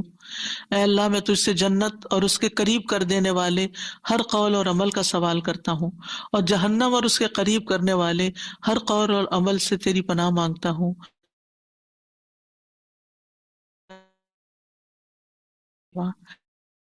یعنی میری زندگی میں جو بھی فیصلے ہوں، جو بھی ہوں، تیرے ہاتھ میں، تو ان میں خیر جاری کر دے. پھر اسی طرح صبح شام کی دعاؤں میں سے جو دعا ہے، امسینا و امس الملک للہ والحمد للہ لا الہ الا اللہ وحدہ لا شریک لہ لہ الملک ولہ الحمد وہو علی کل شیء قدیر رب اسألک خیر ما فی ہذہ اللیلۃ وخیر ما بعدہا. اور صبح کے وقت آپ کیا پڑھتے ہیں؟ اسألک خیر ما فی ھذا الیوم وخیر ما بعدہ. اور شام میں وَأَعُوذُ بِكَ مِن شَرِّ مَا فِي هَذِهِ اللَّيْلَةِ وَشَرِّ مَا بَعْدَهَا. اللہ اس رات کے شر اور جو اس کے بعد ہے اس سارے شر سے بچا لے. اور اسی طرح دن کے لیے بھی، دن کے شر اور دن کے بعد جو آ رہے اس کے شر سے بھی بچائے. جو بندہ صبح شام یہ دعائیں پڑھتا رہے، انشاءاللہ ہر شر سے بچا لیا جائے گا اور خیر نصیب ہوگی. اور ہوا چلنے پر خیر کا سوال کرنا. تیز ہوائیں چلتی ہیں اکثر، اس کو برا بھلا کہنے کی بجائے آج موسم بہت خراب ہے، یہ بھی برا بھلا کہنا ہوتا ہے، خراب ہے. تو یہ اس کی بجائے دعا کریں، اللہم انی اسألک خیرہا وخیر ما فیہا وخیر ما ارسلت بہ واعوذ بک من شرہا وشر ما فیہا وشر ما ارسلت بہ. اے اللہ میں تجھ سے اس ہوا کی بھلائی مانگتا ہوں اور جو کچھ اس میں ہے اس کی بھلائی، اور جو اس کے ذریعے بھیجا گیا ہے اس کی بھی بہتری مانگتا ہوں، اور اس کے شر اور جو کچھ اس میں ہے اور اس کے شر اور جس کے ساتھ یہ بھیجا گیا اس سے بھی میں پناہ مانگتا ہوں. جو کچھ اس میں ہے اور اس کا شر اور جو اس کے ساتھ بھیجا گیا سب کے شر سے. ہے تو ہوا کے بارے میں دعا، لیکن آپ اگر اپنے گھر کا کوئی اپلائنسز بھی خریدتے ہیں نا، تو آپ کے دل میں اگر یہ پریشانی آتی، یہ کارڈ چھپائے گئے تھے ایک دفعہ ہوا کے لیے، تو لگا سامنے رکھو. جس چیز کا بھی مجھے آتا ہے نا کہ پتہ نہیں اس میں خیر ہے کہ شر ہے، تو میں یہ دعا پڑھ لیتی ہوں کہ اے اللہ میں اس چیز کے خیر کا سوال کرتی ہوں، اور جو اس کے اندر خیر ہے اس کا سوال کرتی ہوں، اور جس خیر کے ساتھ یہ بھیجی گئی اس کا سوال کرتی ہوں، اور اسی طرح شر سے بچنے کے لیے دعا. تو اتنی ٹھنڈک پڑ جاتی ہے، دل کو پریشانی ختم ہو جاتی ہے کہ اللہ نے اس میں جو خیر رکھی ہے اللہ دے دے گا، اور جو شر ہے اللہ اس سے بچا لے گا. اور اسی طرح سواری یا بیوی کے خیر کا سوال بھی سکھایا گیا ہے. اللہم انی اسألک من خیرہا وخیر ما جبلت علی واعوذ بک من شرہا وشر ما جبلت علی. اے اللہ میں تجھ سے اس کی خیر مانگتا ہوں اور اس کی پیدائشی عادتوں کی بھلائی چاہتا ہوں. کچھ پیکج ہوتے ہیں نا انسان کے ساتھ ہی ہوتے ہیں، عورت ہو مرد تو دونوں کے لیے ہو سکتا ہے، کہ وہ ان کی عادتیں ہوتی ہیں، آپ بدل نہیں سکتے ان کو، انہوں نے زندگی گزاری ہوتی ہے ان کے ساتھ، اور آپ خواہ مخواہ ہر وقت ٹینشن کا شکار ہیں. انہوں نے نہیں بدلنا، آپ کو بدلنا، ایکسپٹ کریں کہ یہ ایسے ہی ہے، تو آپ کی زندگی آسان ہو جائے گی. تو اس صورت میں پھر یہ دعا کرنی چاہیے، اور تیری پناہ مانگتا ہوں اور اس کے شر سے اور اس کی پیدائشی عادتوں کے شر سے تیری پناہ مانگتا ہوں. اور نبی صلی اللہ علیہ وسلم نے فرمایا جب میں تم میں سے کوئی بیوی حاصل کرے یا خادم لائے گھر میں یا جانور لے کر آئے یا کوئی مطلب جو اپلائنسز کو لے کر آئے ہیں تو اب آپ بکریاں تو خریدنے سے رہے، تو ایسے موقعوں پر یہ دعا پڑھنی چاہیے. پھر اسی طرح لباس پہنتے وقت جو دعا ہے، اللہم لک الحمد انت کسوتنیہ اسألک من خیرہ وخیر ما صنع لہ واعوذ بک من شرہ وشر ما صنع لہ. اے اللہ سب تعریفیں تیرے لیے، تو نے ہی یہ مجھے پہنایا، میں تجھ سے اس کی خیر اور جس کے لیے یہ کپڑا بنایا گیا اس کی خیر کا سوال کرتا ہوں، اور اس کی برائی اور جس کے لیے یہ بنایا گیا اس کی برائی سے تیری پناہ چاہتا ہوں. پھر اسی طرح کھانے کے بعد خیر کی دعا کرنا، اللہم بارک لنا فی واطعمنا خیرا منہ، اللہم بارک لنا فی واطعمنا خیرا منہ. اے اللہ ہمیں اس میں برکت عطا کر اور ہمیں اس سے بہتر کھانا کھلا، اور دوسروں کو خیر کی دعا دیتے رہا کریں، جزاک اللہ خیرا. اور اسی طرح شادی کی دعا جو ہے وہ بھی بارک اللہ لک و بارک علیک و جمع بینکما فی خیر. اللہ تمہیں برکت دے اور اس برکت کو تم پہ قائم رکھے اور تم دونوں کو خیر پر جمع رکھے. وآخر دعوانا ان الحمد للہ رب العالمین. السلام علیکم ورحمۃ اللہ وبرکاتہ. ہمارا ڈسکشن ٹائم ہے. سب سے پہلے میں چاہوں گی کہ ہم آپ سے ہوم ورک شیئر کر لیں، کیونکہ ہمارے پاس آج وقت بہت کم ہے، لیسن ہمارا زیادہ تھا. پھر ہم بعد میں دیکھیں گے آپ نے کیا سیکھا. دکھائیں جی آج کے کیا ہوم ورکس ہیں. انشاءاللہ آپ کو جو ہوم ورکس دیے جا رہے ہیں یہ کچھ احادیث ہیں، آپ دکھاتے جائیں ایک کے بعد ایک سلائیڈ. یہ احادیث ہیں جو ہم آپ سے شیئر کر رہے ہیں. ان احادیث کو آپ انشاءاللہ اور لوگوں سے بھی شیئر کر سکتے ہیں. اس کے علاوہ ان کو پڑھیے، ان پر غور کیجیے اور لوگوں سے شیئر کیجیے. جی چینج کریں، سلائیڈز دکھاتے جائیں آگے، میری ایڈمن سے ریکویسٹ ہے. ترجمہ دیکھیے آگے. ترجمے میں انشاءاللہ ہم آپ کو جو ہوم ورک دے رہے ہیں، آج جو ہم نے دعائیں پڑھی اور جو سیکھی دعائیں ان کے حوالے سے انشاءاللہ ہم دیکھیں گے کہ ہم نے آپ کو ہم آپ کے ساتھ گروپ میں سب شیئر کر دیں گے، اور انشاءاللہ آپ پھر اس کو یاد کیجیے گا اور ہمیں سنائیے گا. ٹھیک ہے جی. کائنڈلی سلائیڈ چینج کیجیے اس کی تاکہ سب دیکھ لیں. باقی چلیں، کچھ ٹیکنیکل مسئلہ ہے جس وجہ سے نہیں ہو رہی کہ ہمارے سارے ہوم ورکس آپ کے ساتھ گروپ میں شیئر کر دیے جائیں گے. اچھا جی، اب آپ یہ بتائیے کہ آج چند منٹ ہے میرے پاس پول ٹائم سے پہلے. یہ بتائیے کہ آپ کو آج کیا کچھ فائدہ ہوا، کچھ سیکھا آپ نے، کیا سیکھا، کیا ذہن میں آ رہا ہے. جی السلام علیکم ورحمۃ اللہ وبرکاتہ. وعلیکم السلام ورحمۃ اللہ وبرکاتہ. جی فرمائیے. جی میں بتاتی ہوں. یہ اس میں آ رہی تھی نا ہواؤں کے لیے کہ نقصان دہ ہوتی ہیں یا فائدہ مند ہوتی ہیں. ہمارے یہاں امریکہ میں خوب ہوائیں چل رہی تھی تو میں نے فوراً وہ دعا پڑھ لی. الحمدللہ. چلیے زبردست. الحمدللہ. اور سکھائیے گا، اللہ تعالیٰ برکت کرے.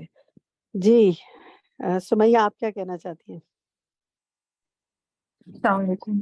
وعلیکم. میں یہ بات کرنا چاہوں گی کہ یوزلی ہم یہ کہتے ہیں چلو دیکھتے ہیں کیا ہوتا ہے، مطلب لیٹس ڈو اٹ، پھر دیکھتے ہیں کیا ہوتا ہے. تو اٹس بیٹر کہ فالو دا سنہ اینڈ فالو دس رول، کہ کچھ بھی ہو کہ ہم دعا پڑھ کے کام کریں، کہ ناٹ لائک تھنکنگ کہ چلو دیکھتے ہیں کیا ہوتا ہے. یہ تو یوزلی ہم کرتے ہیں، چلو چلے جاتے ہیں دیکھتے ہیں پھر کیا ہوتا ہے، لیٹس سی. تو لیٹس سی نہ کریں، دعا پڑھ کے جائیں تو انشاءاللہ خیر ہی ہوگی سب چیزوں میں. جزاک اللہ. بالکل، دیکھنا تو ہے ہی جو اللہ نے کرنا ہے، لیکن دعا پڑھ لیں گے تو انشاءاللہ برکت بھی ہو جائے گی. ٹھیک ہے جناب. شہناز آپ کیا کہنا چاہتی ہیں؟ جی السلام علیکم. میں یہ کہنا چاہتی ہوں کہ ہمیں یہ نہیں پتا تھا کہ استخارہ جو ہے خود اپنے آپ ہی زیادہ فائدہ مند ہے لینا، اور دوسروں سے یہ اکثر ہوتا تھا کہ آپ دوسرے سے کہہ دیتے ہیں کہ بھئی ان کی زبان میں زیادہ اثر ہے، ہمارے سے اوپر مطلب باتیں ایسی ایسی ہوتی رہتی ہیں منہ سے. تو جو ایسے بزرگ ہیں جو مطلب ان سے استخارہ لیا جائے، تو میرا خیال ہے اب یہ پتہ چل گئی یہ بات، تو اب ہمیں ہی باوضو ہو کر نفل پڑھ کر اور استخارہ کی دعا پڑھنی چاہیے اور استخارہ لینا چاہیے تاکہ جی خود کرنا چاہیے. بالکل صحیح کہہ رہی ہیں. ثنا فاطمہ آپ کیا کہتی ہیں؟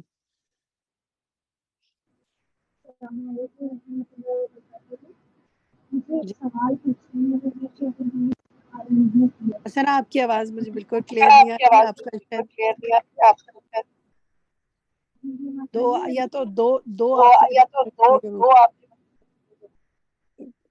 دو ڈیوائسز تو نہیں کھلی آپ کے پاس کوئی؟ لیکن میری بھی آواز ریباؤنڈ ہو کر جی. آئمہ وسیم آپ کیا کہہ رہی ہیں؟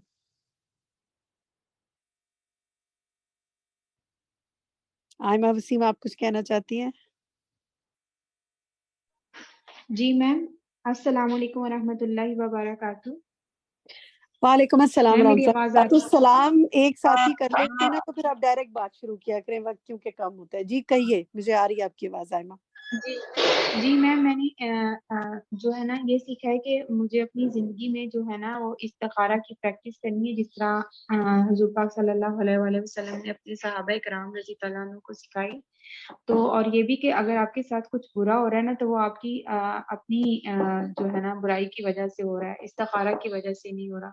तो आज का लेक्चर काफ़ी अच्छा था और मेरे लिए काफ़ी नॉलेजेबल था, और इंशाल्लाह मैं इस पे अमल पैरा होने की कोशिश करूँगी। इंशाल्लाह आपके साथ ग्रुप पे हम इंशाल्लाह इसका कार्ड का लिंक भी शेयर कर देंगे, उसको आप मंगवा भी सकते हैं सेल्स ऑफिस से। ये बहुत अच्छा तोहफा है देने के लिए इसका कार्ड दूसरे लोगों को भी, क्योंकि बहुत से लोग हमसे बहुत पूछते हैं, मशवरे मांगते हैं। हमसे भी जब कोई मशवरा मांगे, सबसे पहले कहें आप इस्तिखारा कीजिए, खुद भी आप कीजिए और लोगों को भी सिखाइए। यहीं तक आज हम बात करेंगे। अब हमारा पोल टाइम है और हम इंशाल्लाह मजीद उसमें सीखेंगे, देखें कितनी बात आपको समझ में आई। हम दुआ करते हैं कि अल्लाह ताला हमें बेहतरीन कामों की तौफीक दे और हमारे तमाम कामों का अंजाम अच्छा करे। अस्सलाम वालेकुम व रहमतुल्लाहि व बरकातहू। Over to you Nida. जज़ाकुमुल्लाहु खैरन कसीरा। अस्सलाम वालेकुम व रहमतुल्लाहि व बरकातहू। और कैसे हैं आप सब लोग? उम्मीद है कि आप सब खैरियत से होंगे। और अल्हम्दुलिल्लाह नीलुफर बाजी मेरी उस्ताद हैं, और मैंने बाजी से एक बात बहुत अच्छे से सीखी है कि जब भी हमें कोई मामला पेश आता है तो बाजी ज़रूर कहती हैं कि इस्तिखारा कर लें, और फिर हम उस जिस नतीजे पे आए फिर हम वो काम करें जिस तरफ आपका दिल माइल हो जाए। तो अल्हम्दुलिल्लाह उस्ताद के कहने से बहुत असर होता है चीज़ों का, और अल्हम्दुलिल्लाह ये चीज़ अब अमल में आ गई है मेरे कि मैं भी अगर नफिल पढ़ने का वक्त मौका ना भी हो तो अल्हम्दुलिल्लाह दुआ ऐसे याद हो गई है कि फ़ौरन दुआ पढ़ ली जाती है अल्हम्दुलिल्लाह। चलें जी, आज आपका पोल टाइम है, और देखते हैं कि आज आपने कितने अच्छे से अपने लेक्चर को सुना है, और आप खुद अपने आप को असेस कर लेंगे इंशाल्लाह। तो जी स्टार्ट करते हैं। बिस्मिल्लाहिर्रहमानिर्रहीम। तरीका ये है कि आपके पास क्वेश्चंस लिखे हुए नज़र आ रहे हैं। हर क्वेश्चन के साथ 3 ऑप्शंस हैं, आपने किसी एक ऑप्शन पर क्लिक करना है। और जो हमारे फेसबुक के स्टूडेंट्स हैं उनके लिए ये पोल अभी विजिबल नहीं है, लेकिन क्लास के बाद उसका लिंक जो है वो फेसबुक पेज पे डाल दिया जाएगा, और फिर आप इंशाल्लाह वहाँ से उसको अटेम्प्ट कर सकेंगे। आप सुनना चाहें तो ज़रूर आप सुन सकते हैं और अपने आप को देख सकते हैं कि आप कहाँ पर हैं इंशाल्लाह। चलें जी, बिस्मिल्लाहिर्रहमानिर्रहीम। आज का टॉपिक है इस्तिखारा और खैर पाने की दुआएं।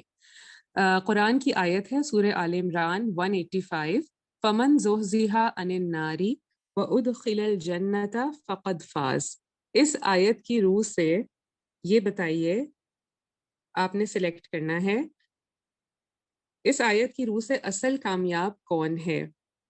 जो आग से बचा लिया गया और जन्नत में दाखिल हुआ, जो आग में दाखिल हो फिर निकाल लिया गया, जो आग में दाखिल हो फिर जन्नत में दाखिल हुआ। किसी एक पे क्लिक कीजिए। Question number 2।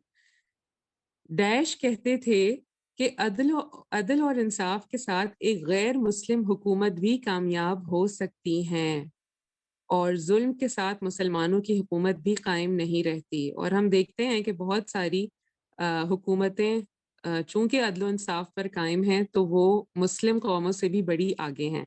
लेकिन ये कौल किसका है? और बड़ा ही सही कौल है हज़रत अली रज़ी अल्लाह अन्हु का, इमाम इब्न तैमिया का, या हसन बसरी का। किसी एक पे क्लिक कीजिए। आगे बढ़ते हैं। Question number 3। इस्तिखारा अगर कर लिया तो फिर लाजमी वो काम या मामला इंसान की अपनी खुशी और मर्जी के मुताबिक आगे भी चलेगा। अगर ऐसा नहीं हुआ तो फिर सोचना चाहिए। क्या सोचना चाहिए? कि मैंने खैर की दुआ की है, इस बज़ाहिर ख़राब मामले में भी अल्लाह की कोई खैर होगी, या इस्तिखारे का क्या फ़ायदा हुआ, मामला तो आगे अच्छा नहीं चला, या मेरी दुआओं में असर नहीं, किसी और नेक शख्स से मुझे अपने मामले का इस्तिखारा करवाना चाहिए था। जी किसी एक पे क्लिक करें। Question number 4। حسن بصری کہتے ہیں اللہ کی قسم بادل میں تمہارے لیے رزق ہے لیکن تم اپنی ڈیش کی وجہ سے اس سے محروم کر دیے جاتے ہو. کس وجہ سے محروم کر دیے جاتے ہیں؟ بد نصیبی کی وجہ سے، کم علمی کی وجہ سے، یا غلطیوں اور اعمال کی وجہ سے. جی کویسچن نمبر 5. علماء کا اجماع ہے کہ نماز استخارہ ڈیش ہے. کیا ہے؟ فرض ہے، سنت ہے، یا غیر مسنون ہے؟ بہت ایزی ہے. استخارہ کا لغوی معنی ہے ڈیش. کیا معنی ہے؟ کسی چیز میں سے بہتر کو طلب کرنا، کسی چیز میں سے شر کو ختم کرنا، کسی چیز میں خیر پیدا کرنا. جی یہ تھوڑا ٹرکی ہے، اس کو ذرا غور سے دیکھیے. Question number 7. شرعی احکامات کی بنیاد خوابوں پر کیا رکھی جا سکتی ہے؟ شرعی احکامات کی بات ہو رہی ہے. ان کی بنیاد کیا خوابوں پر رکھی جا سکتی ہے؟ نہیں رکھی جا سکتی خوابوں پر، یا خوابوں پر رکھ لینے میں کوئی حرج نہیں؟ عام بات نہیں ہے، شرعی حکم کی بات ہے. کیا کسی دوسرے سے اپنے لیے استخارہ کروایا جا سکتا ہے؟ جی ہاں، یا بہتر ہے کسی نیک شخص سے کروا لیں، یا پھر جی نہیں. Question number 9. استخارہ کے لیے لازمی ہے کہ رات کو سونے سے پہلے کیا جائے اور اس میں خواب آنا ضروری ہے. اس کے آپشنز ہیں جی سنت سے یہی پتہ چلتا ہے، یا اس کا دوسرا آپشن ہے کہ استخارہ خیر کی دعا ہے، اس کے لیے سونا اور خواب آنا لازم نہیں ہے. کویسچن نمبر 10 جو کہ لاسٹ ہے، اور الحمدللہ ہمارے کچھ ساتھیوں نے کر بھی لیا ہے پول مکمل. ایک حدیث ہے انما الاعمال بالخواتیم. یہ بخاری کی حدیث ہے. اعمال کا دار و مدار ڈیش پر ہے. کس پر ہے؟ ابتدا پر ہے، نیت پر ہے، یا خاتمے پر ہے. جی تو الحمدللہ ہمارے یہ پولز مکمل ہو گئے ہیں، اور ہمارے پاس جو ہیں وہ ریزلٹس بھی آنے سٹارٹ ہو گئے ہیں. اور ماشاءاللہ ابھی بھی آئی تھنک کچھ لوگ کر رہے ہیں. ہم کسی کا کوئی ریفلیکشن اگر کوئی دینا چاہے تو ہم لے سکتے ہیں، اور پھر ہم اپنے رزلٹ کی جانب بڑھیں گے. جی کوئی کچھ کہنا چاہے گا؟ جی ٹیچر ہمیں سوال نظر ہی نہیں آئے. السلام علیکم. آپ کو سوال نظر نہیں آئے؟ جی مجھے بھی اچھا نظر نہیں آئے. اور اوکے، آپ کے پاس شفق آپ کچھ گائیڈ کر سکتی ہیں ان کو کہ کیوں نہیں نظر آ رہے ان کو؟ جی ہو سکتا ہے کہ یہ اسکرین پر باہر ہوں، اس وجہ سے ویزیبل نہ ہوں. اگر آپ اپنے نیچے آپشنز میں دیکھیں تو 3 ڈاٹس آپ کو نظر آ رہے ہوں گے، جہاں سے آپ مور آپشنز کے مینیو پر جا سکتے ہیں. وہاں سے پولز ان پروگریس جو ہے اگر سلیکٹ کر لیں تو انشاءاللہ نظر آ جائیں گے. جی یہ نیچے جو یہ ایک بلیک پلیٹ فارم سا بنا ہوا ہے، اس پہ بہت سارے آپشنز ہیں. لاسٹ آپشن مور کا ہے، یہاں پہ اس کو کلک کریں گے تو پول کا آپشن آئے گا، تو پھر آپ کو پول نظر آنے لگیں گے. جی اور کوئی کچھ کہنا چاہے گا اس کے علاوہ؟ جزاک اللہ خیر. آپ لوگوں نے بتایا کہ آپ کو نظر نہیں آیا تھا، تو الحمدللہ اب آپ کی ہیلپ ہو گئی ہے. جی اسما آپ کچھ کہیں گی؟ جی باجی مجھے پوچھنا تھا، جیسے استاذہ نے بتایا تھا کہ آپ عبادت کے لیے آپ استخارہ نہیں کر سکتے، لیکن انہوں نے بتایا تھا کہ آپ اگر مکے کی طرف جائیں سفر کریں تو اس کے لیے استخارہ کر سکتے ہیں. تو جیسے ابھی حج کے لیے استخارہ کر سکتے ہیں کہ اگر اس سال حج کے لیے کہ جانا ہو تو استخارہ کر سکتے ہیں؟ جی بالکل کر سکتے ہیں، ہر کام سے پہلے استخارہ کر سکتے ہیں. جی ٹھیک ہے، جزاک. ٹھیک ہے انشاءاللہ. چلیں جی اب ہم اپنے رزلٹ کی جانب بڑھتے ہیں. پلیز رزلٹ شو کر دیجئے، اور ہم دیکھ لیتے ہیں کہ ہمارے کتنے % ساتھیوں نے جو ہے وہ ڈسٹنکشنز لی ہیں. ٹھیک ہے چلیں جی پہلا سوال دیکھ لیتے ہیں. یہ ایک قرآن کی آیت تھی جس کے ترجمے سے آپ کو پہچاننا تھا. اس کا ترجمہ بیان کیا گیا ہے کہ فمن زحزح عن النار وادخل الجنۃ فقد فاز. اس آیت کی روح سے اصل کامیاب کون ہے؟ اس کا آپشن جو ہے وہ فرسٹ آپشن اس کا کریکٹ آنسر ہے کہ جو آگ سے بچا لیا گیا اور جنت میں داخل کر دیا گیا. ماشاءاللہ 98% لوگوں نے اس کا جواب دیا ہے. بارک اللہ فیکم. جی ڈیش کہتے تھے کہ عدل و انصاف کے ساتھ ایک غیر مسلم حکومت بھی کامیاب ہو سکتی ہے، اور ظلم کے ساتھ مسلمانوں کی حکومت بھی قائم نہیں رہتی. یہ جو قول ہے یہ امام ابن تیمیہ کا ہے. ٹھیک ہے جی. تو اس میں آئی تھنک کچھ کنفیوژن ہے. اس میں 49% لوگ حضرت علی کو کہہ رہے ہیں, 34% امام ابن تیمیہ کو کہہ رہے ہیں, اور 17% حسن بصری ہیں. تو اس کا مطلب ہے کہ یہاں کچھ لوگوں نے, صرف 34% لوگوں نے غور سے اس کو سنا تھا, اور یہ ایکچولی امام ابن تیمیہ کا قول ہے اور بڑا ہی سچا ہے. جی آگے بڑھتے ہیں. کویسچن نمبر 3, استخارہ.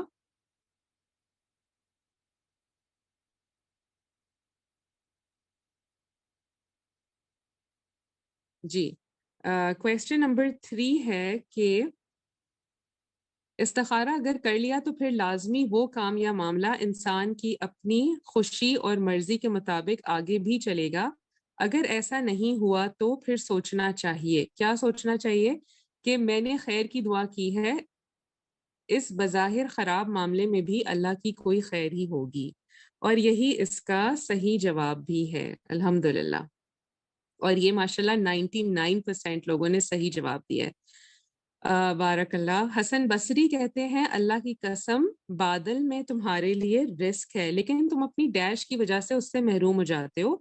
یہ ایکچولی اس کا جواب ہے غلطیوں اور اعمال کی وجہ سے, اپنے گناہوں کی وجہ سے انسان خیر حاصل کرنے سے پیچھے رہ جاتا ہے. تو یہی اس کا جواب ہے, اور اس کا جواب 57% لوگوں نے صحیح دیا ہے. جی 5واں کویسچن ہے, علماء کا اجماع ہے کہ نماز استخارہ ڈیش ہے, سنت ہے. جی بالکل, یہ اس کا صحیح جواب ہے, اور یہ 92% لوگوں نے اس کا صحیح جواب دیا ہے. یہ فرض نماز نہیں ہے اور نہ ہی یہ غیر مسنون ہے. استخارہ کا لغوی معنی ہے ڈیش. کیا معنی ہے؟ کسی چیز میں سے بہتر کو طلب کرنا. جی بالکل, یہی اس کا صحیح جواب ہے. 74% لوگوں نے اس کا صحیح جواب دیا ہے. کویسچن نمبر 7, شرعی احکامات کی بنیاد خوابوں پر ڈیش کیا رکھی جا سکتی ہے؟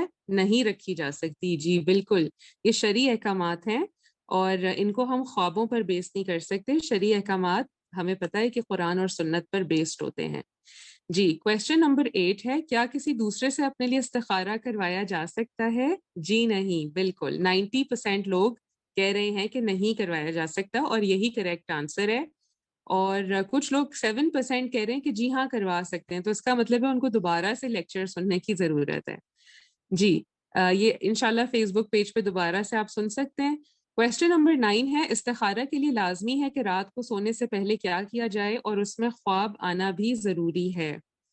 جی اس کا جو آپشن, جو کریکٹ آپشن ہے وہ ہے کہ استخارہ خیر کی دعا ہے, اس کے لیے سونا اور خواب آنا لازمی نہیں ہے, اور یہ 96% لوگوں نے صحیح جواب دیا ہے. انما الاعمال بالخواتیم, اعمال کا دار و مدار ڈیش پر ہے. آپ نے ایکچولی اس کا جواب حدیث کا ترجمہ کرتے ہوئے دینا تھا. یہاں پر جو حدیث بیان کی گئی ہے انما الاعمال بالخواتیم, کہ اعمال کا دار و مدار خاتمے پر ہے. اعمال کا دار و مدار جو ہے وہ نیت پر بھی ہوتا ہے, لیکن ایکچولی یہاں پر آپ نے غور سے سوال کو پڑھنا تھا اور جو حدیث بیان کی گئی ہے اس کے حساب سے جواب دینا تھا, اس کے ترجمے کے مطابق. ٹھیک ہے جی, تو الحمدللہ 50% لوگوں نے 52% لوگوں نے کہا کہ خاتمے پر جو ہے وہ صحیح انہوں نے جواب دیا ہے کہ اعمال کا دار و مدار خاتمے پر ہے. چلیں جی الحمدللہ ہمارے یہ پولز اب مکمل ہوئے, اور اس کے ساتھ ساتھ ہماری آج کی کلاس اختتام کو پہنچی. سبحانک اللہم و بحمدک اشہد ان لا الہ الا انت استغفرک و اتوب الیک. السلام علیکم ورحمۃ اللہ وبرکاتہ.